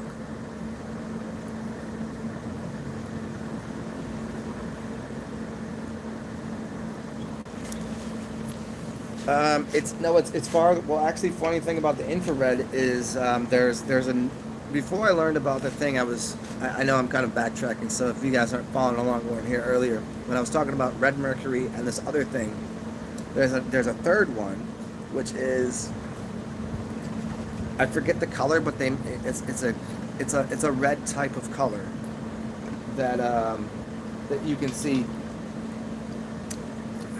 back in what, World War II? I mean, we're not gonna play it wasn't really a war and blah blah blah. They said that there were pilots and they were using nighttime vision, and there was a specific color they were using, and it was a red color, which is interesting. It goes into the mercury and this other thing, the red mercury, that they were able to see a different spectrum outside of themselves, where the pilots were like just shooting at nothing apparently, because they thought they were seeing demons and shit in the sky, because they were putting these goggles on that were seeing a different realm of all of the shit that's going on in the sky. So it might not have been demons, but it could have just been something they were not familiar with. So they were just shooting up everything, and so they made that tint of red. This is why nighttime goggles are now green, because the green spectrum doesn't show you what the red that specific frequency of red would show you. Maybe that's why I say, you know, seeing blood. You know, people are like, you can see blood, and they like seeing through their eyes in another realm.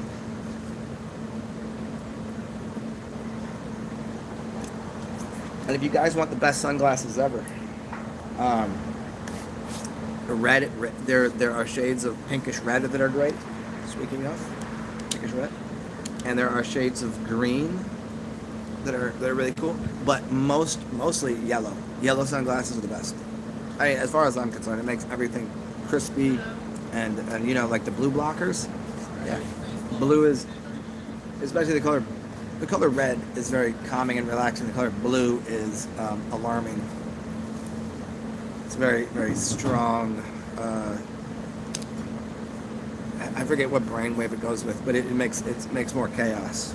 That's why you can get for your phone, get the blue light filter. It's actually a red light, so your phone becomes a little bit red. It puts you into theta brainwave, calms you down. And you can sleep better. So people that use their phone all the time, make sure you get it's called the red light filter. So it filters everything to red light. And so that way if you're playing around on your phone at night, you don't stay up all night because it keeps your brain out of that. So if you're in blue light, I think you're in alpha brainwave, which is heightened, like excitable. It's like when people go to the red light district, they're very calm and they want to go and just like, oh, this is comfortable.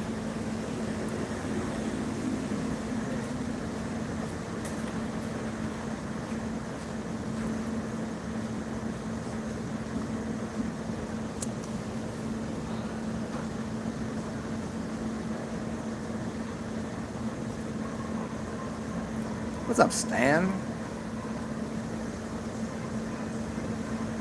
What's up, Stan Winfield? What's up, man? How you been?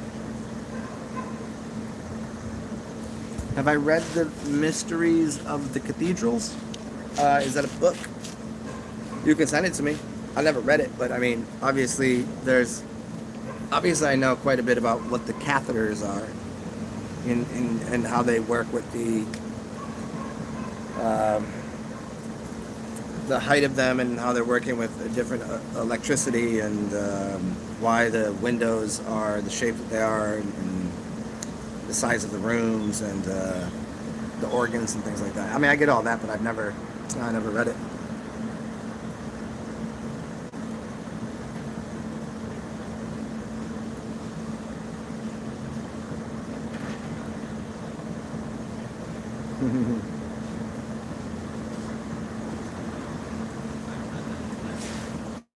Don't want to be sedated. Yes.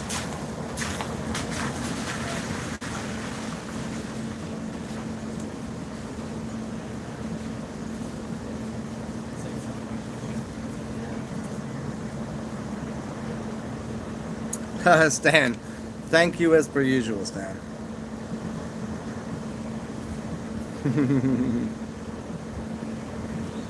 Azoo. Hey, so check it out, yo. It's 3:30. I have a couple messages I just seen that I gotta answer here. I do have to piss. And it is, funny enough, it's 3:30 and I've just done almost 3 hours and change of hanging out with you guys. I'm gonna drink this beer. I'm gonna go grab myself a snack somewhere. Maybe do the normal human thing and watch the foosball games. But as per usual, yeah, if you guys can help out, donate, that's awesome. Gets me through the day, gets me a beer, and helps anybody else out in the streets that needs something. Helps me pay rent, that's important. And for this phone. As per usual, take care of yourself when you can, because that's most important. If you can help other people, do that. And be yourself, because everyone else is already taken. It's been fun. I gotta charge my phone too. This battery charger is only giving me so much juice. So I'm gonna go find somewhere to plug this in, and perhaps a little later today, after I piss and snack, maybe I'll take you guys down to the quarter and show you how nothing is happening. Maybe there could be some fun today. Maybe we'll find some music. But it's good to see everybody. Thanks for showing up. Stay splendid. Be weird. Be authentic. And be goofy. Be funny if you can. If you know how to be funny, be funny. Because funny is good. Funny is good. Do that.